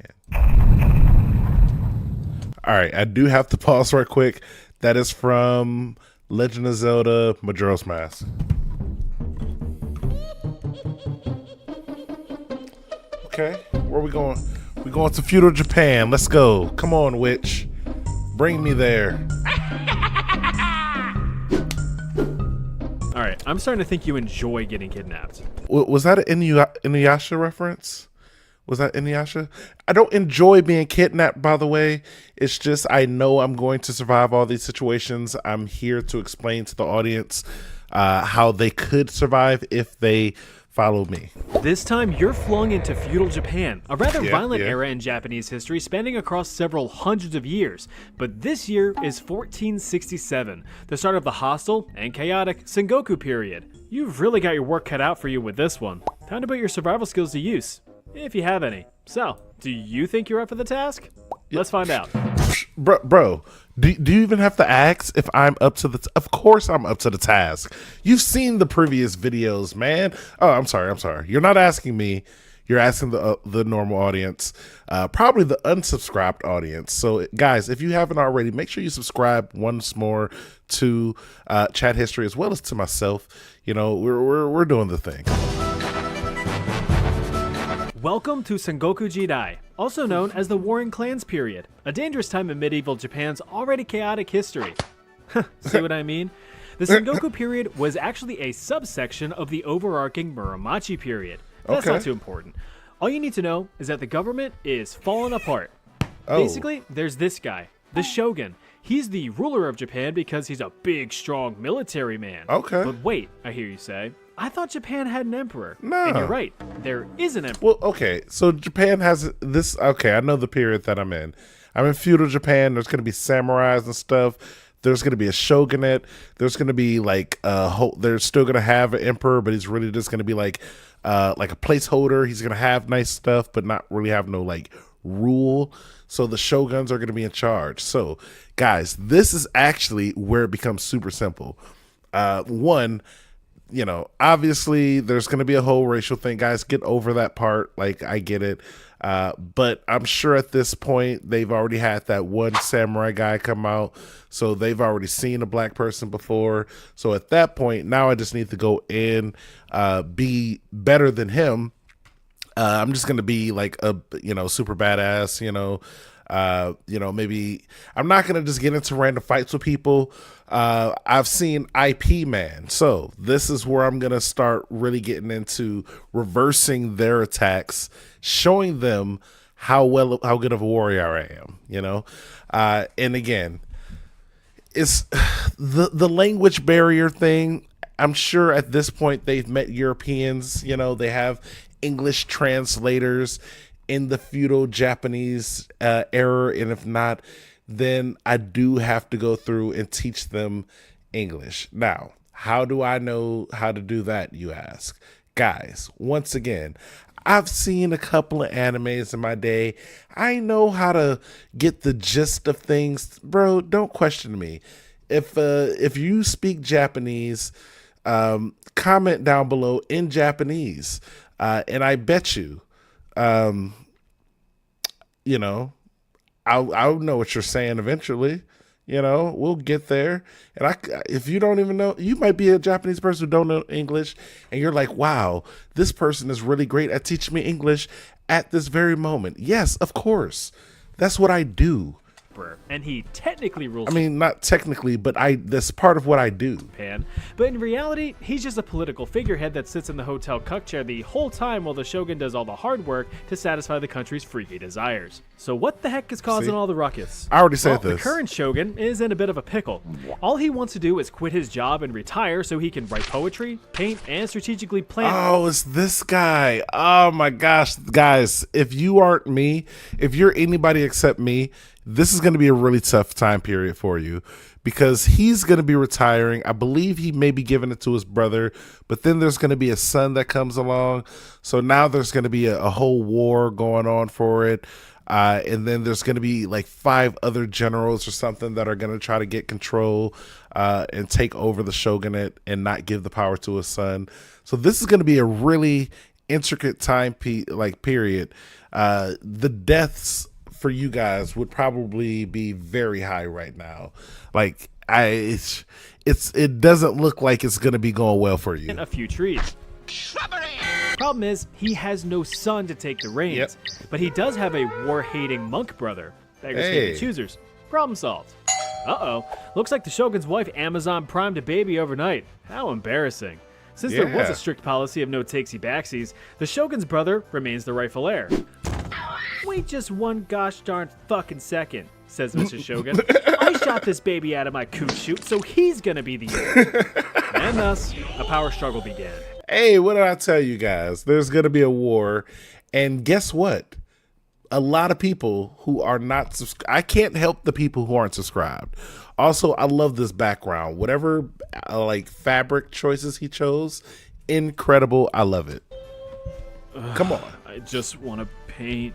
All of this instability within the shogunate caused the country to be split in two. Team Brother and Team Baby. Powerful clans waged war against each other in an attempt to get their side into power. This political shit show inevitably led to an uncivil civil war. Yeah, guys, you see those people right there? That's you on the battlefield. See, I'm with the guy painting. That's one of the things you didn't even think about doing. You didn't think about oh man, let me hang out with the painters and the war generals and stuff too. Or the war journalists and stuff too. No, you're over here let me hang out with nothing but military people. No, don't. You can't close yourself in like that. Put yourself in a box. The Onin War. So the government's in complete shambles and anarchists rejoice. But then they have to realize that they actually have to live in an anarchy. Yeah. So there's your background. Did you get all that? Glad to hear. Anyway, here you are, just outside of Kyoto, the capital city of Japan at the time. And it's just blazing with culture. And fire. Yeah. Looks like the warring clans are getting a little carried away at the moment. That being the case... See, here's the thing. If you went to Kyoto first, thinking it was going to be safe, that's why the death count just went up right there. That's why it went up right there. Come on, you don't even know where to go for real. You gotta see where you need to go. Look for the Oda clan.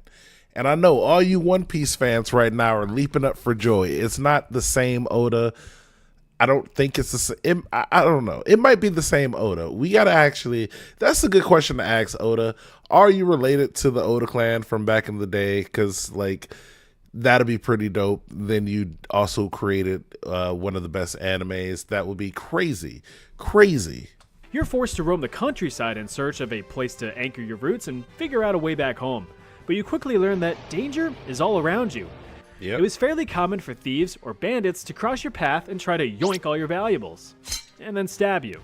Speaking of the devil, here's one now, so prepare yourself. Sate sate, betsu no seizon sha. Nani? Oraka no koto shinai de kudasai.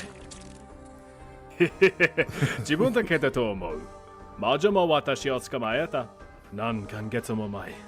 Sore erai zutto ikinokote imasu. Oh wow, he's also a survivor? Okay.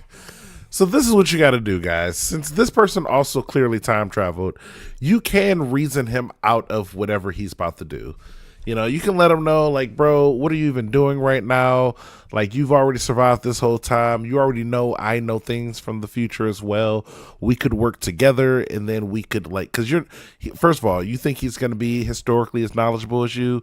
He's been scrummaging around the forest trying to rob people to stay alive. I'm teaching you guys how to like freaking join into high class societies and hang out with the painters and hang out with the high generals who aren't on the battlefield at the moment. Like, come on. Like, am I gonna have to sell a course? Buy my course, I guess, on how to survive in ancient times if you like. Now, the course doesn't cost anything. Really, all you have to do is subscribe to the channel. But you know, I'll teach you guys how to survive one time period at a time. But also, the second option is just beat this guy up. Now, you don't have to like end him. Just beat the crap out of him. Again, he's got a sword and stuff, but you're gonna come at him with like feints, like like feint right hook or something. He's going to, you know, like flinch. He's seen boxing before, so he's like, whoa, what is that? Bow. Then you take his weapon and then you reverse it. Like, you got to learn how to reverse the weapons. So also subscribe if you want to learn how to reverse weapons in the future. Yosh. Oh wow, this is an ad. Oh my god. Yes. Oh my god, this is hilarious.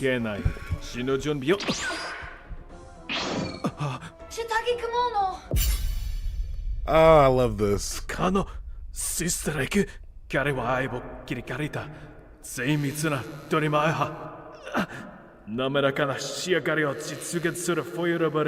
Wow.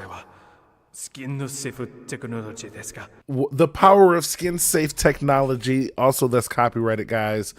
It does not guarantee cut protection, but you know, it is there, so it does have the cut protection. Yo, this is one of the best advertisements. It actually got me because I started like ranting for a moment, and then I realized, wait, this can't be. No, this can't be. I'm watching an advertisement. Like, it was so incredible. I actually love this. Let's go. Buy 2 of these things, guys. Go to the link in the description below. Check out the link in his description. So I'm sorry, but you gotta like do 2 things here. Do them and buy. Since you're doing 2 things, buy 2 of these things. It's incredible. I love this. Whoa. We all know what that means, guys. You know, shout outs to them, you know. I love this. This is an incredible ad right here.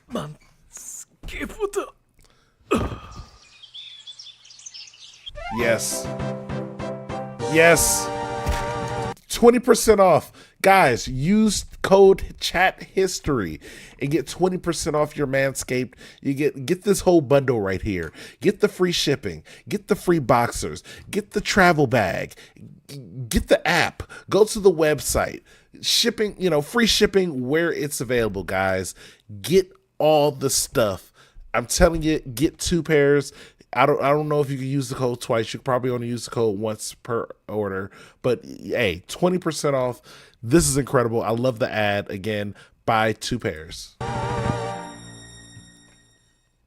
Well, that was a close shave. With the thief inexplicably but conveniently passed out due to being... Never do you got Logan Paul in the background, bro. What is going on right now? What is up with you, bro? I love this. But like seriously, people might not like that. Some people will be like, whoa, that might be a step too far, chat history. I don't think it personally. That's hilarious. Well groomed, you quickly loot him to blend in with the rest of society. Speaking of which, Hey, society. would you Here's where a lot of you guys are gonna fail. believe that feudal Japan did not operate as a hierarchy? Well, you shouldn't, because it did. So let's get out that ladder and descend through the ranks, shall we? At the tippity top was the emperor. He was the guy in charge, but not really. So this is going to be a little bit different, but they do have a hierarchy. So you already know I'm not going to become emperor in this scenario. Once again, second scenario in a row, you don't want to become emperor. It's not really like the place you want to be, guys. Cool shirt, and that's Trust about me. it. Trust me. Then there's the shogun. He was actually in charge, with the power Yeah. of commanding the military and controlling national policies and laws. And to be fair, he had a cooler shirt than the emperor. Yeah. Direct Now, you also don't want to necessarily be the shogunate either, because when you're like the head of the shogunate, here's the problem. Other shogun, other people are going to try to become the next shogun as well. So you don't really want to be in a place where there's a super competitive competing role to become you necessarily in this situation. You're from the future. You have, you need time for your, the things to go into fruition. You need to make sure you're able to make your way in this world. You're not going to do it if you're only going to be living for like another year and maybe 6 months or so. So avoid that in this scenario, people. Directly reporting to the shogun were the daimyo, feudal lords and clan leaders that See? commanded various provinces around Yeah. the country. They're proud of their land. Yes, this is the place where you want to start being, guys. Daimyos. Look at the outfits. You also now you don't get 2 Dragon Balls, but search for them. But they want more. Samurai were loyal warriors with neat swords that Yep. honorably served powerful nobles. Yep. So, guys, this is just a paid bodyguard. It's cool. They mythicize it, romanticize it, all the stuff you want to say. But being a samurai, it may not. Then you also got to do all the hard work. You got to do all the work. You got to be protecting the people. Now, that'll work for some of you. And I'll make sure when I'm a daimyo to have a lot of my subscribers as, samurais. But, again, not all of you are going to make it. Not all of you guys subscribe. So if you, hey, you also don't get the Darth Vader mask. You do get a cool outfit, though. It's like the daimyo. They were the epitome of courage and honor, and their culture is thriving to this day. Yeah. Ronin were samurai without their masters, but they could still be bachelors. Ashigaru were samurai interns and general cannon fodder. Basically, they were peasants who were given swords and told to stab other people while still earning a minimum wage. Yeah, this is where a lot of you guys will be right there. This is a lot of you guys, Chris Chan fans. Just like a lot of you guys are going to be in this situation. But again, hey, some of you might be Ronins. I believe in you. But again, subscribers become samurais. I'm just going to make sure of that. Basically, they were peasants who were given swords and told to stab other people Yep. while still earning a minimum wage. Ah, peasants. The dirt poor majority of the population that did all the work to keep everyone alive. Unsubscribe people, unfortunately. Nowadays, they're referred to as the middle class. Artisans were the ones who made your furniture, your clothes, and your tools. That's cool, but you can't eat a chair, can you? No. But you want to be cool with these people. You want to be friends with the artisans as well, guys. Trust me. Trust me on this one. Can you? And which piece would you like to start with first, sir? Oh, just the leg. Merchants were scumbag salesmen that just profited off of everyone else's work and were deemed parasites because of it. Buy high, sell low. Yeah. Guys, again, don't be them. Be friends with them, though. This is how you get good deals, and this is how you get good stuff, guys. So when people come see you, or at least come see me because I'm a daimyo, When they come see me, I want them to see nice objects as well. So that's where you got to be friends with the artisans and merchants. I get it. Oh, it's lower class or lower than peasants. I get that. You don't have to become them. Just be friendly with them. You know, get a good deal. At the very bottom, to no surprise, were the outcasts. Criminals and beggars for the most part, but also those who had undesirable jobs like butchers, undertakers, actors, entertainers, and reaction channels. Oh my gosh, no. Guys, so I know he said that reaction channels would be there, and I get it, but here's the thing. That's the bad reaction channels and everything like that. He already knows that I would be a daimyo, you know, as well. So it's not like me necessarily, but it is other channels out there. You know, they're not doing it like I do it, bro. They're not doing it like I do it, guys. He knows that. Butchers, undertakers, actors, entertainers, and reaction channels. Now, you have to understand that this is a very simplified structure of how feudal Japan's class system was laid out. It was a much more complicated web of relationships and rankings that is, quite frankly, above my pay grade as an outcast entertainer. So that begs the question, where would you fit in society? In reality, unless you were Chinese, Japanese, or look at these, you wouldn't have. You'd either be a social outcast or straight up sold into slavery without question. Dang. I'm so sad for you guys. I'm so sad for you guys specifically because obviously that's not happening to me. That's literally not happening to me because it's just not. The reasons why that wouldn't happen to me, again, I've already gone over them. So if you want to just rewind and go back, I've already stated them before. If I haven't stated them here, I've stated them in other videos. But again, it would be too much to go through at this exact moment to tell you why this exact situation wouldn't happen to me. But just know it would not. And I could prove it to you. But again, I don't want to make this like a 5-hour video or nothing about me going over my feats, attributes, you know, abilities and all the hoopla. You know, you guys don't have time for that right now. I know you guys are like trying to clean up. You're like got this on in the background as you're like at work or something right now. So I get it. I get it. You only got so much time in your day and you're here for the entertaining parts. So again, just know that it won't happen. And me explaining it to you why it wouldn't happen would be like it would just be too like cumbersome. So like some people's brains wouldn't be able to handle it. Unsubscribed people, their brains, it couldn't possibly handle the explanation that I would be able to give forward, that I would be able to give. Like, don't get me wrong. I would 100% be able to give that explanation. I just, no one, how much time do we have, ladies and gentlemen? Even if you didn't end up being someone's perpetually untipped servant, you'd still end up being a peasant in some form, whether it's harvesting up rice or hauling in the fish. It was backbreaking work. From dawn until dusk, you did what you had to do to keep yourself and the country fed. After a long, exhausting day, you would get home to your cold, drafty, and very flammable home. Despite being the literal provider. See, y'all, you guys didn't even think to invent like any type of like insulation or anything. I already know the death count's going up. It'll be over 5 because you guys didn't even think to make insulation for the homes yet. Like, you know, I get it. Oh, let me just get a home that's already how it's built. No, add extra insulation to it. And then when people come over, invite somebody over, but they'll be like, whoa, it is so warm in here. You'd be like, yeah, I did that. How? I'll show you how. For money or something like that, or like, you know, and then build your way up, guys. Come on. Of the food for the country, your crops are owned by the shogunate, so you barely even have scraps to eat. Malnourishment was very common amongst the lower class, and while it often resulted in an early grave, you could also inspire a few musicians. Bro, like, thinking about the like how that joke like what that actually means, it's sad, but it's also one of the funniest things I've seen in a while. Keep it going. Starvation didn't get you. The diseases certainly would. Smallpox, measles, and chickenpox were known as the 3 great diseases. 3 great opportunities to end up 6 feet under.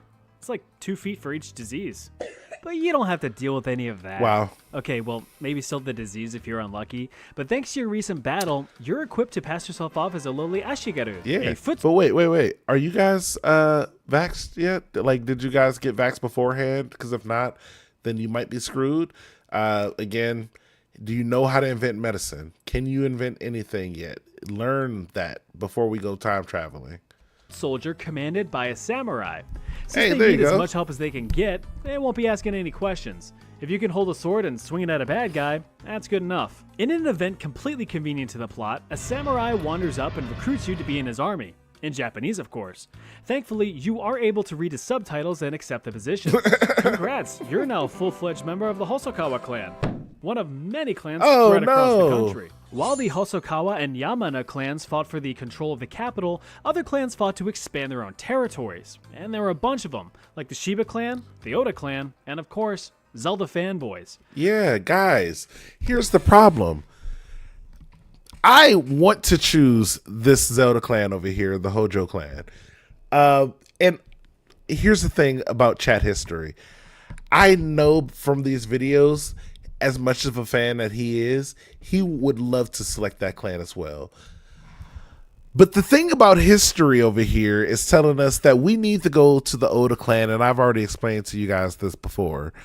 We need to go there. It's cool. It looks like they have like a white lotus symbol. So, you know, think about Uncle Iroh the whole time.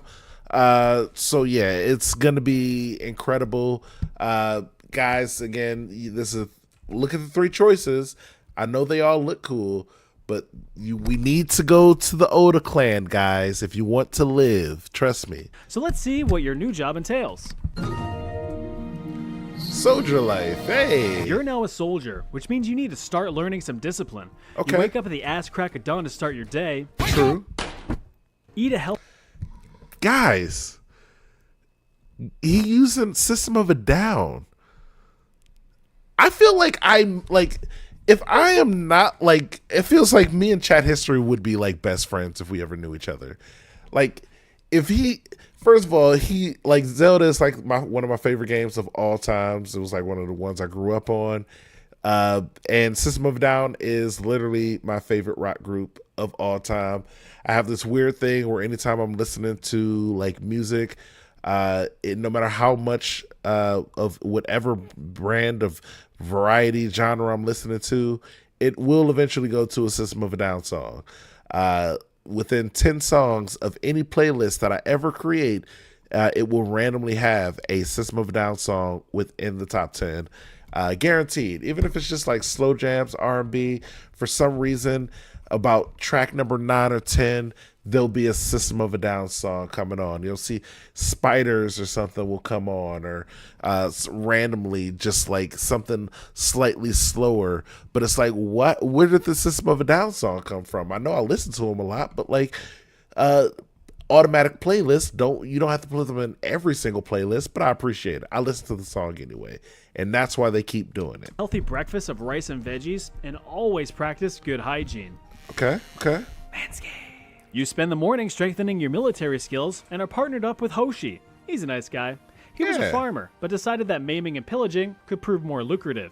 Together, you train martial arts, archery, and swordplay all throughout the morning as a way to keep both your body and mind sharp as attack. Yeah. Whew, all that training made the time fly by. It's already Darn, bro. Look how messed up you are. If only you were listening to me the whole time, then you wouldn't be in this situation getting beat up. But, you know, that's just me, though. noon. So after a quick lunch of rice and veggies, time to fortify the walls of the camp to make sure no bad guys get in. Build it huge. Looks like your samurai has a task for you. You've been assigned to gather intelligence from the enemy. We are in the middle of the Onin War after all. Yep. Gosh dang Yamana clan is burning Kyoto down faster than we are. Can't let that happen. No. Yeah. Dang, what samurai clan are you in, by the way? Like, do you even know what samurai clan you're in? Do you know what team you're fighting for? Problem, Master Sam, you say in Japanese subtitles. You wait until nightfall to carry out the mission. After a hearty dinner of rice and veggies, you infiltrate the enemy camp without causing too much suspicion. They don't have flashlights yet, guys. You quickly swipe the intelligence and giddily make haste back to base. With the intelligence in hand, your samurai congratulates you on a job well done. Okay. In Japanese, of course. You slowly open the letter and scan the text. Oh no. Do you read Japanese? Can't be. This is... Hi, we've been trying to reach you about your car's extended warranty. Shit. You stole the clan leader's mail by accident. Wait, there's a note. You're not the best at reading Japanese text, but you think you can make out what the message means. Looks like your next mission starts at dawn. Oh yeah, it's wartime. Wartime, baby. See, this is where a lot of you guys are going to be.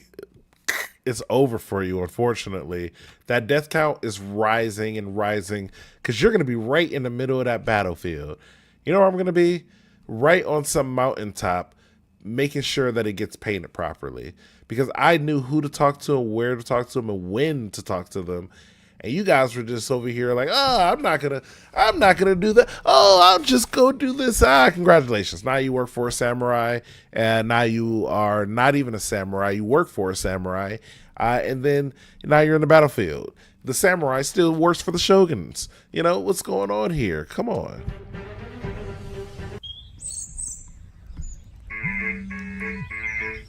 You better get dressed, champ. You've got a country to die for. Unlucky for you, early Ashigaru were not well equipped for battle. Remember that they were dirt poor farmers. They couldn't afford ornate weapons, so they had to make do with what they had. Yeah. Which was farming equipment.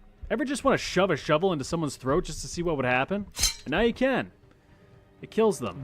One weapon of choice was the kama, a simple sickle-like weapon suited for slicing and stabbing some sneaky suckers. If you get the DLC, you can slap a chain on that bad boy, granting you a lethal radius of several feet and allowing you to open that pit up. Now, do not hurt the person behind you, ladies and gentlemen, or on the side of you. Make sure you're aiming that properly, which I don't feel like a lot of you will. Ashigaru that were well-trained or well-funded had access to better weapons and armor. Perhaps the most effective weapon that they could wield was the yari, a long spear that could be outfitted with all kinds of blades. I like Want a that. stab? Go for the omi yari. Want a slash? Try the katakama yari. If you want to support the boys from afar, get yourself a yumi, an asymmetrical longbow, which was deadly on the battlefield with an effective range of over 400 feet. Archers were a core support group in any army. They would riddle the battlefield using a reliable method of spray and pray. It's just a shame that friendly fire was always on. If you wanted to spice things up, you could opt for fire or even explosive arrows. As for armor, it varied. The best Ashigaru were absolutely... See, I think I'm going for like a lightning arrow. Now, you guys don't know how to make those, and I get it, but like I know how to do it. Again, explaining how do I do that would actually take way too much time, and like this isn't a science video. This is a more like a history related video. So like, you know, it'd be like I don't want to like cross those paths right now, but maybe in a science reaction, I'll teach you guys how to do that one day. But yeah, if you are choosing this, also make sure you remember that some people would have guns in this era. So keep that in mind, ladies and gentlemen. Strapped with thick leather chest pieces, helmets, sleeves, and greaves. They were usually fitted with metal plates for added protection. Not Steve Harvey. Not Steve Harvey. Bro, this is hilarious. Come on. There's Steve Harvey. Hey, shout out to Steve Harvey, bro. Shout out to you, Steve. Low-ranking Ashigaru were fitted with a cheaper, easier-to-produce armor called jack shit. Whatever clothing they had was their best bet. But it should be noted that the spoils of war were generous. Ashigaru were allowed to pillage and loot whoever they attacked. Slay an enemy with better weapons and armor? Looks like you found an upgrade. Now that you're all equipped, it's time to storm the battlefield with your best friend, Samurai. What a cool guy. Darn. No. They got Sam. No! No! Not Sam O'Nella! Oh, Sam. No! No! I don't want to wait another... How long before your videos come out? It's already been like a year. Sam, you gotta produce more videos. Oh. That's it. You charge into battle to avenge your fallen mentor. You spot an enemy, but it's a familiar face. Hoshi? You switch sides? Gosh. Yeah, much better loot, says Hoshi, in Japanese, of course. Just then, you notice fire spreading to a nearby building. No! Well, that's gonna suck, eh?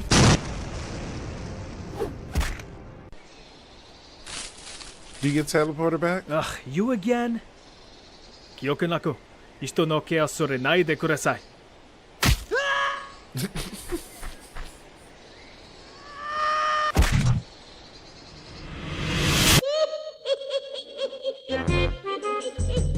Hey, once again, another incredible video from our friend of the channel, Chat History.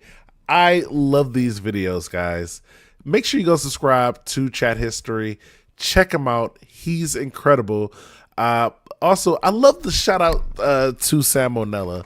You know, like his mentor. I don't know if they know each other or they're like friends or like he was an editor for him or helped him or was an animator for him or anything like that. But I definitely, the similarities in style are very, you know, obviously you can see them. I love the differences though. I love what he's doing with his content. You know, Chat History has, it's like, it's a different form of educational content. I do feel like you are still learning from this. Like obviously he went over different subjects. You know, just give you a brief explanation, like quench your thirst, you know, get you really like wanting to know more about this, you know, information. And also explain to you why you wouldn't survive in those situations as a normal human being, you know, with even with modern day knowledge. Now, again, I would survive in these situations because again, I'm just better.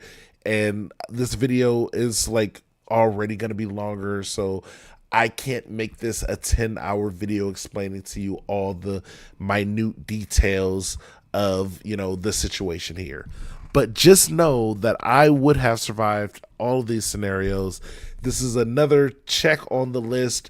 Yes, I would have survived this scenario. On, you know, in the books, you have the proof right there. Rewatch the video. I explained it all except the parts that I didn't explain because that would have just been too much. But just know that it's true. So guys, if you made it this far into the video, as always, I want to say thank you. I love you. Bye. All right, and we are back. All right, and we are back. All right, and we are back. All right, and we are back. All right, and we are back.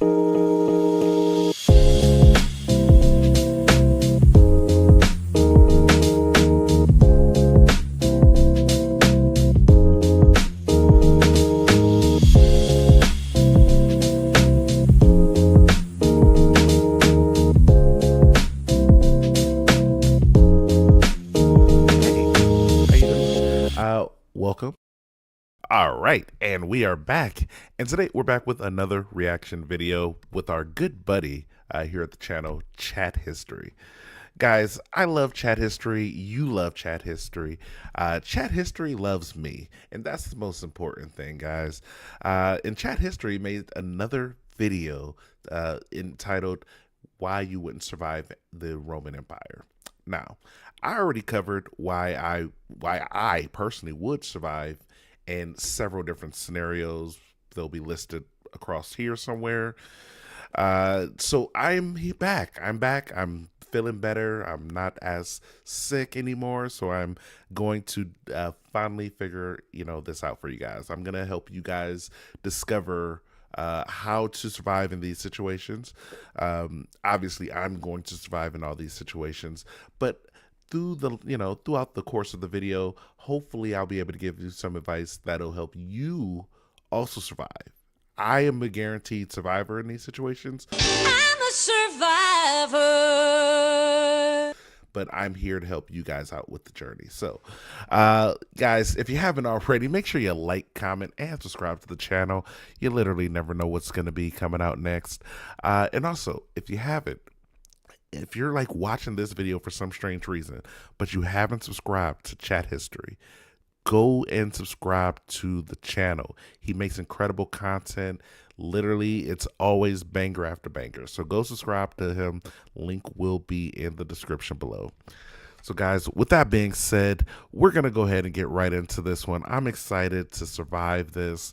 We're going to see what challenges, what type of journey we go on here, but we're going to make it through. Well, I'm going to make it through. And if you subscribe to the channel, you'll possibly make it through as well. So yeah, make sure you hit that like, comment, subscribe, all the fun stuff there. And before we get into this, I do have one last thing I need to bring up. That's if you don't like, comment, and subscribe. More importantly, subscribe. YouTube will come through that door right over there, and they will. Why you wouldn't survive in ancient Rome? Somewhere in Italy, probably. Wait, I said somewhere in Italy. Somewhere Italian, probably. Guys, here's the thing about reading. It's not like the easiest thing in the entire world, guys. Like, it's not like breathing. Sometimes you see a word like Italian and then your mind immediately thinks somewhere in Italy. I don't know, man. Oh, yeah. Most Italian place I can think of. Also, hey, shout outs to Chat History. I know me and him are like buddies. Like, I haven't like met him in real life or anything. I've seen him comment on a couple of my videos, but like, he knows that I like Legend of Zelda and he likes Legend. What I'm really trying to get at here is me and him are like this, like we're like so close that I already knew there was going to be a Legend of Zelda song. I knew this was from Wind Waker. So, shout outs to him. What do you mean you're out of breadsticks? Freshly grated Parmesan, sir. Oh, yes, please. Very good, sir. Just say when. All right, but it's gonna be a while. For all you cheese lovers out there, you guys know it's just spoiled milk. I'm sorry, I'm not going to go to my anti-cheese agenda. I don't eat cheese. Longtime viewers of this channel know I don't eat cheese. It's a thing. Let's go. Not the witch. Oh, no.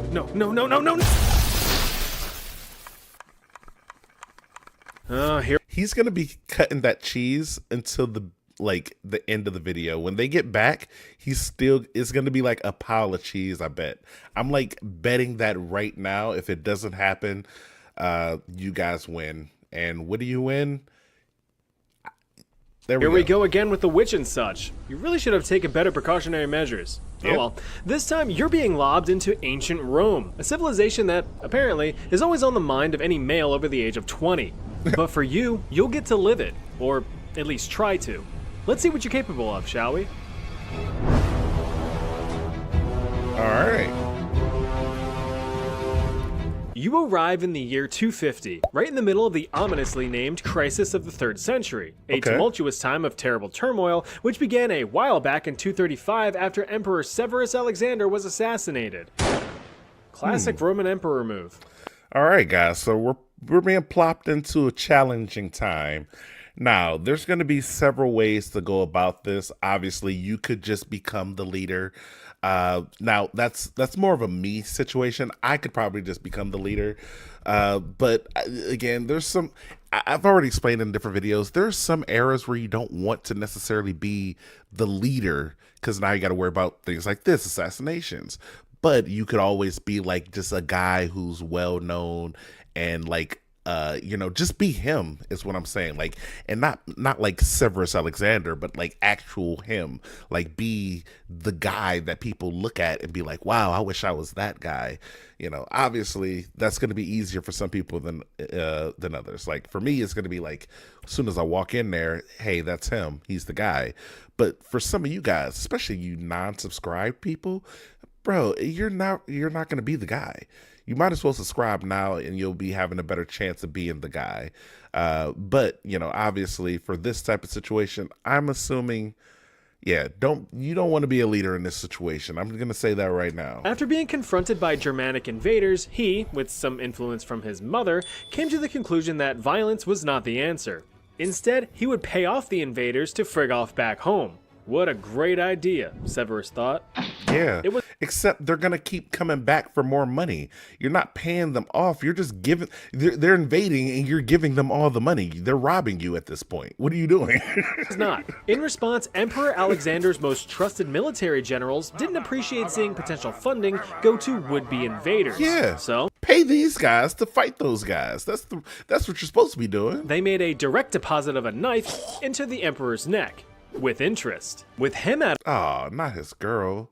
She ain't even do nothing for real. of the way, the Roman Empire kind of fell on hard times, as empires tend to do when their emperors are killed off. New emperors were coming and going like one-night stands. The military became fractured and weakened thanks to countless civil wars and a struggle for power, and divided empire states took their chances at yoinking some lesser protected land for themselves. All really chaotic stuff, but we'll get to that later. Anyway, here you are, smack dab in the middle of Rome. Okay. Actually, you've landed in the Amphitheatrum Flavium, but you might know it as The Colosseum! Yeah. a spectacular stadium of spectacle where performances like dramatic theater, gladiator battles, and prisoner executions, among Okay, now this actually might be the coolest part about going to ancient Rome like this. You are going to see the Colosseum in full live action, how it's meant to be looking.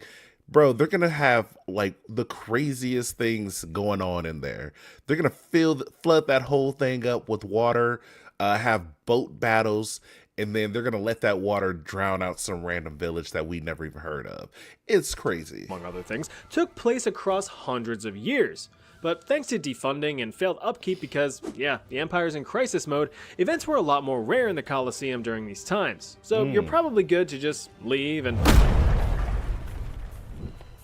Oh, that's a big guy. You can tell by how big he is. Just Yeah. Look at those muscle veins, the chest hair, the menacing look.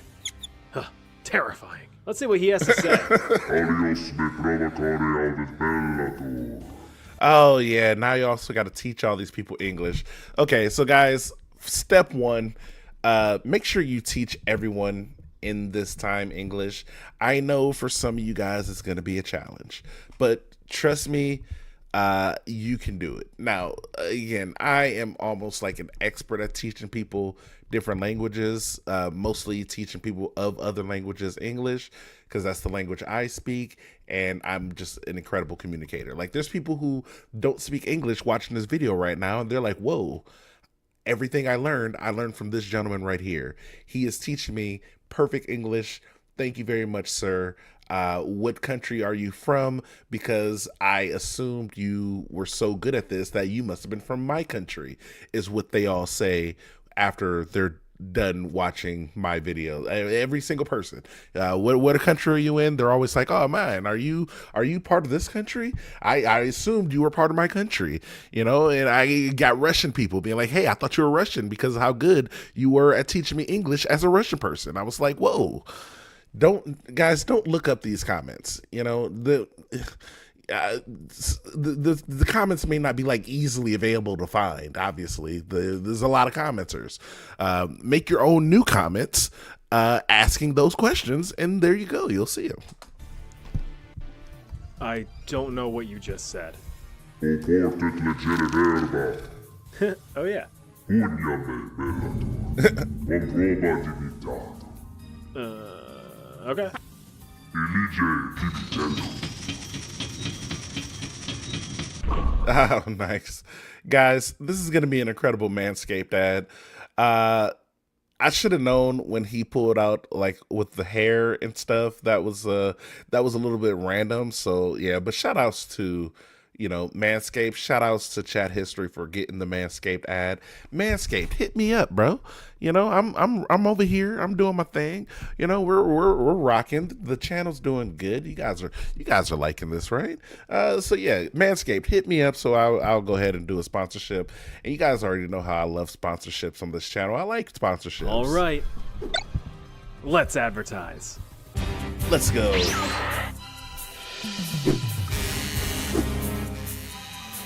Rule 1. The first strike is always precise. Rule 2. The second strike always finishes smooth. Fabulous sunt vera. Its sentio omnino. Ineluctability. Ceres.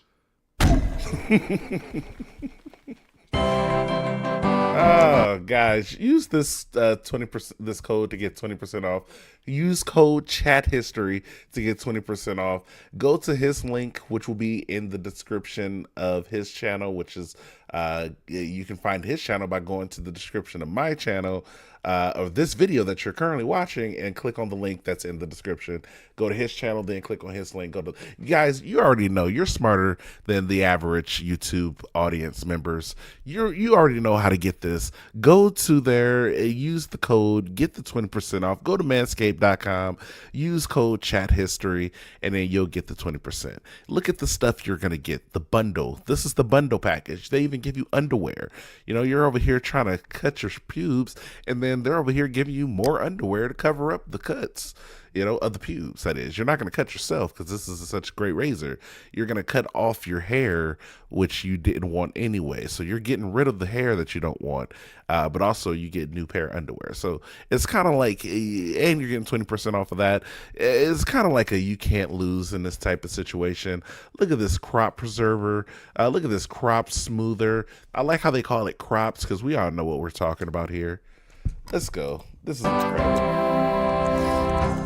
Oh, well dang, those are some smooth moves you got there. That was a pretty decent fight with a pretty decent loot drop. But now we have to shift from fantasy to reality. The struggles of ancient Rome were very real. Disease, poverty, and constant war. Yeah, disease is going to get a lot of people, guys. Once again, if you're going out to ancient times, make sure you get modern medicine because ancient medicine did not help a lot of ancient people. You know, they wish they had modern medicine. They could definitely be alive. Think of how many people would still be alive if they didn't get sick throughout history, and what we would have from that.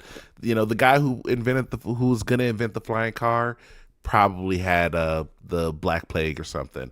And he was like a kid or something. He was about to grow up and invent the flying car, or bring up the concepts that would have brought forward the new thing that would have invented the flying car, but then he died.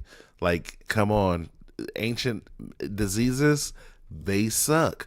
You know, think of the person who may have been the internet may have been invented 50 years ahead of time. If 150 years ago, the one guy could have survived some type of random thing, and then, you know, he creates something, and then it causes a chain of events that leads to some other thing, and now we got microchips 50 years earlier for some reason. That's the type of life that we could have been living if it wasn't for ancient diseases, guys. Were a daily concern. Do you think you can handle a day-to-day life during one of the most difficult and dangerous times of the Roman Empire?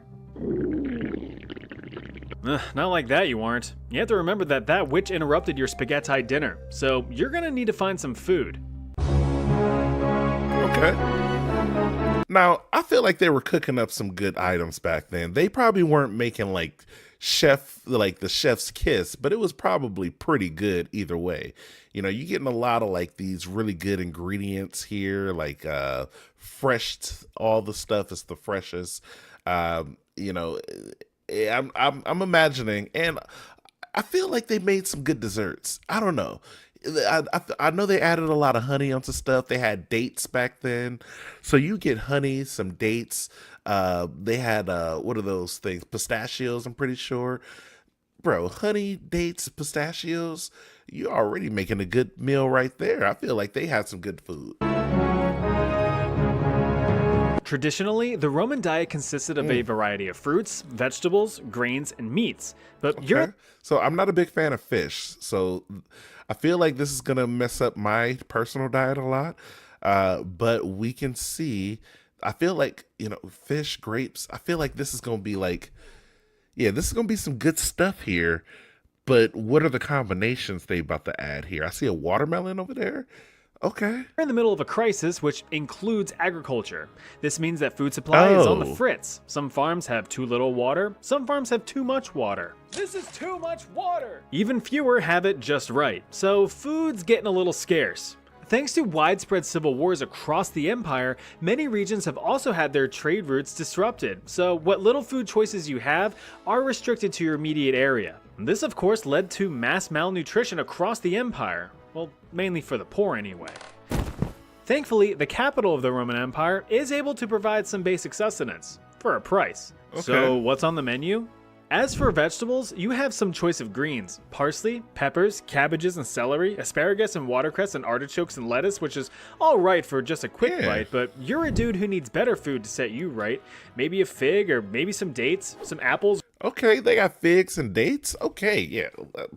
Bro, y'all about to be eating good. Or cherries or peaches or grapes. Breads for sure, there's some here to eat. Just don't get your hopes up if you're looking for some meat. Weather and war have fucked up the supply, so these are pretty much all your choices, my guy. Beggars can't. Okay. All right, so no steaks, but all right, this is gonna make it more challenging. Guys, find a chicken. Or find, they're going to be in the forest. I don't know if you know where the history of chickens are, but chickens come from the forest and the jungles originally. I'm pretty sure ancient Asian chickens and stuff, they got them from the jungles. Chickens weren't born on farms, ladies and gentlemen. Go find a chicken. Go find multiple chickens and then just start a chicken farm. I feel like these are a lot of vegetation farms and stuff here. Go find yourself a chicken farm. You got eggs, chicken, and then you can also farm some other stuff. These farmers aren't farming, to their fullest potential. Can't be choosers, but I beg you to choose. Survival is the game that you don't want to lose. And if you're looking for a drink to imbibe, have some watered down wine. You should also subscribe. Sorry, got lost in a rhyme scheme there. Anyway, time to make a purchase. Luckily, you have some gold from your previous altercation, and it's plenty to get you by for now, but it doesn't buy what it used to. See, the emperors, in all of their untold wisdom, needed money in the coffers to pay off incredible debts from beefing up the military and keeping peace with foreign entities. In order to do that, they chose to, among other things, devalue the currency by minting coins with lesser and lesser composition of precious metals. Nice. This inevitably caused rapid inflation, which is disturbing from both an economic and a fetish standpoint. Nice. Wow. What did I just see? So, yeah, guys, just printing more money never works. Historically, it never works. If you're like, hey, the country's poor, well, why don't we just make more money? You know what? It sounds like a great idea in your head, especially if you haven't graduated high school, which, to be fair, ancient times, none of these guys graduated high school. They didn't have high schools back then. I don't know what type of schools they had, but they weren't, the regular old public high schools or private. They probably have private schools, but whatever. You know what I'm talking about here. These guys didn't have GEDs, guys. These guys weren't smart. I'll take that back. They were smart. That's just a joke. They were smart, but that was just a mistake that people make throughout history. It isn't the first time, and it wouldn't be the last time. Other countries have tried it. It literally always fails. I can't think of a single situation where a country was like, yeah, let's just print more money, and then it actually worked out for them. Normally it fails. I mean, you can invent something invent the crediting system or something. That probably would work out better than this. Come on. Hey son, you watching more of them funny history videos? Yeah.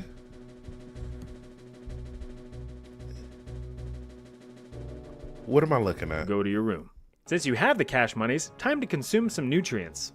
Problem is, you're an outsider, and unless you're fluent in the dead language of Latin, you're in a pickle. But well, here's where my audience already wins, guys, because I already told you beforehand to teach people English. So however you feel like going about that, go ahead about that in your own way. Me personally, I'm just going up to people. Hey, I'm shaking their hand. I'm doing a little eye contact, and then I'm teaching them English right then and there. You're asking if you want me to go into the details on how it's going to happen. This is something I would normally I'll create a paid course, and I'll teach you how to teach people English. But the first thing you need to do is just believe that I will teach everyone English. So as long as you have that belief, then you already know what I'm saying is true. You try to communicate with what little knowledge you have of the Latin language. Yep. Wingardium Leviosa? Nice. Couldn't have Well, been that me. didn't work. You go up to the next vendor and instead just point to what you want. Why speak when your money can do the talking? Nimis pecunium. Yeah, thanks, you too. Alright, now you... Oh no. Your body isn't used to consuming all that ancient food. Looks like you need to go do some business. In a bit of a sweaty, stinky panic, you manage to find a public restroom. Ugh, it reeks in here. Don't these people have any sense of... Welcome Nice. to the Forica, also known as the community turlet.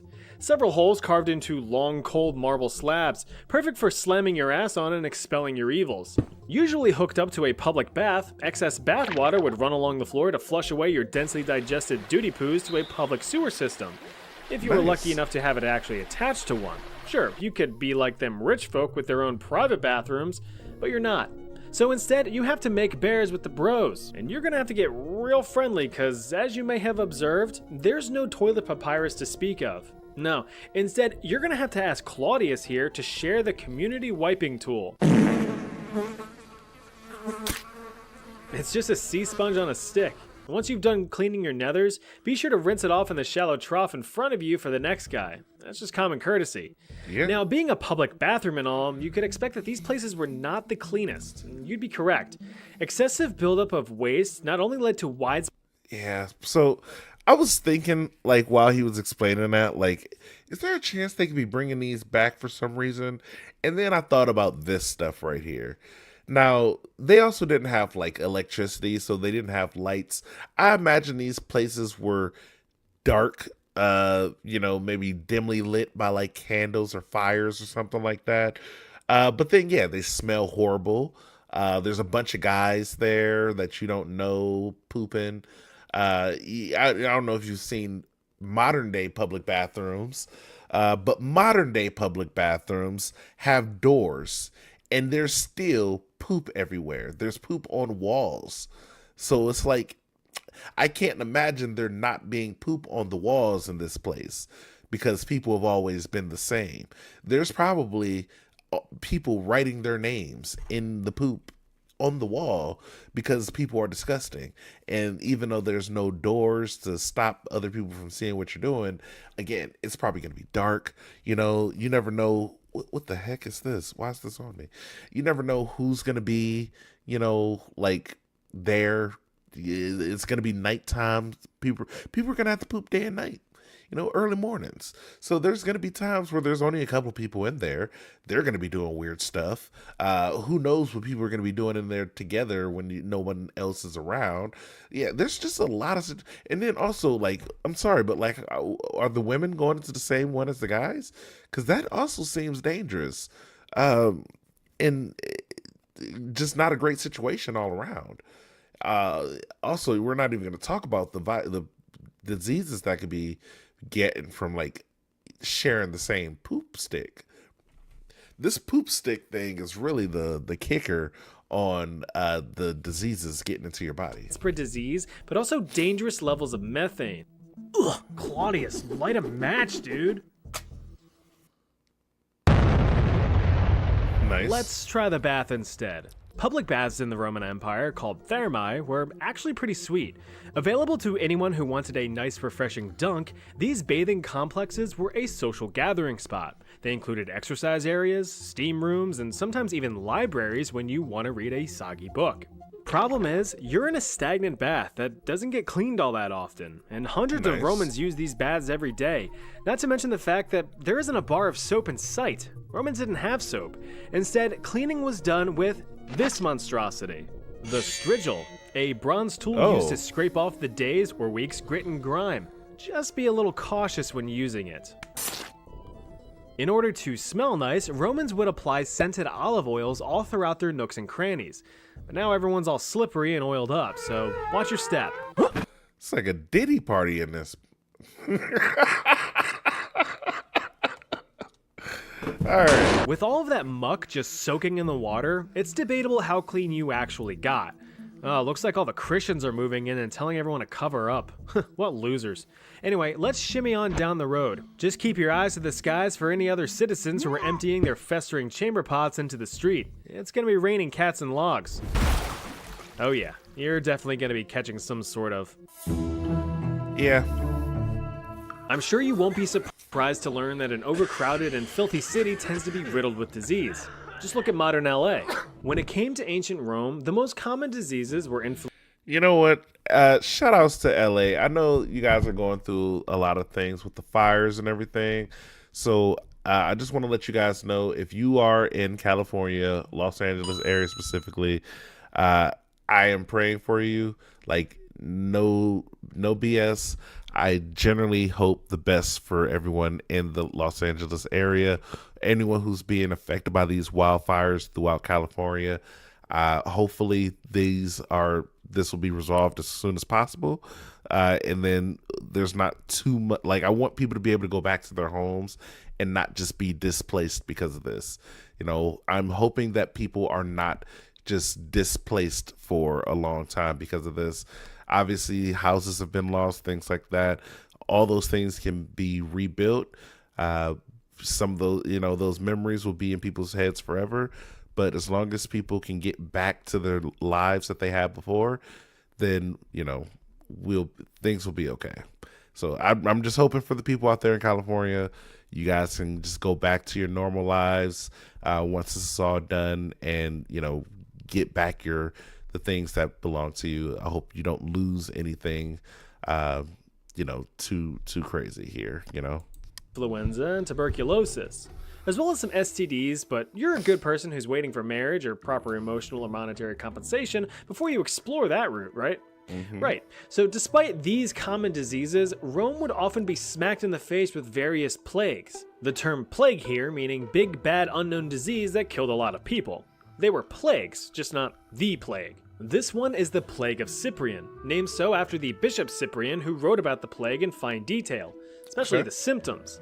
He wrote that the plague caused exhaustive diarrhea, a swollen and sore throat, constant vomiting, bloodshot eyes, loss of infected and putrefied limbs, paralysis, deafness, and blindness. Oh, wow. All of these symptoms add up to one dead fella. Because of the bizarre symptoms, which don't point to any one known disease in particular, historians are still unsure what this plague actually was, but some suspect either the Ebola virus or smallpox. Regardless, the Plague of Cyprian devastated the Roman Empire. At its height, the plague was estimated to be killing off about 5,000 Romans a day. This crushed the Roman military, opening up opportunities for possible invasions, which of course would crush the Roman military even more. Local farms were abandoned, and since trade routes were still cut off due to internal clashes, famine became the new hot commodity. Entire cities saw rapid declines in population, the most notable being the city of Alexandria, Egypt. It sustained a 62% drop in population between the years of 249 and 262. This was caused by citizens either fleeing or dying, or both. So it looks like tons of people are leaving Rome. This can't be good. You're also down to your last few gold oh, yeah. Crime's a thing. Oh well, I'm sure that guy will get what's coming to him. Stop! What am I looking at right now? What am I looking at right now, chat history? Chat history? What are you doing? So are you telling me was that Judas and then giving the other guy the 13 coins, death number 13? Chat history, what's going on here? Well, now you're just straight up out of money. Looks like you need to get a job. And you know what's hiring the most right now? The military. So you go up to a local guard and you ask them to join. Okay, this was a mistake right here. Don't join the military in this era. It's not going to work out well. Join as militum? Yeah, sure. Success! The guard gives you a quick once-over to make sure that you're cut out for the job. Okay. In order to join the ranks of the Roman military, you needed to meet some criteria. You must have been at least 5'7", between the ages of 17 and 23. Ooh, I'm aged out. Okay, guys, you young people are so screwed here. See, this is why you don't just join the military. And physically fit. Oh yeah. Now, see, I would have fit every category except I'm older than 23. And a guy. Sorry, ladies, you're not allowed to die for the Empire, just with it.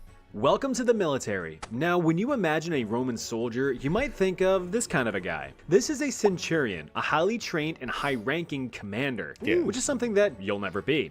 Instead, your aspiration should be lowered to that of a typical foot soldier. Sure, it's not as glorious, but these were the muscle of the Roman military.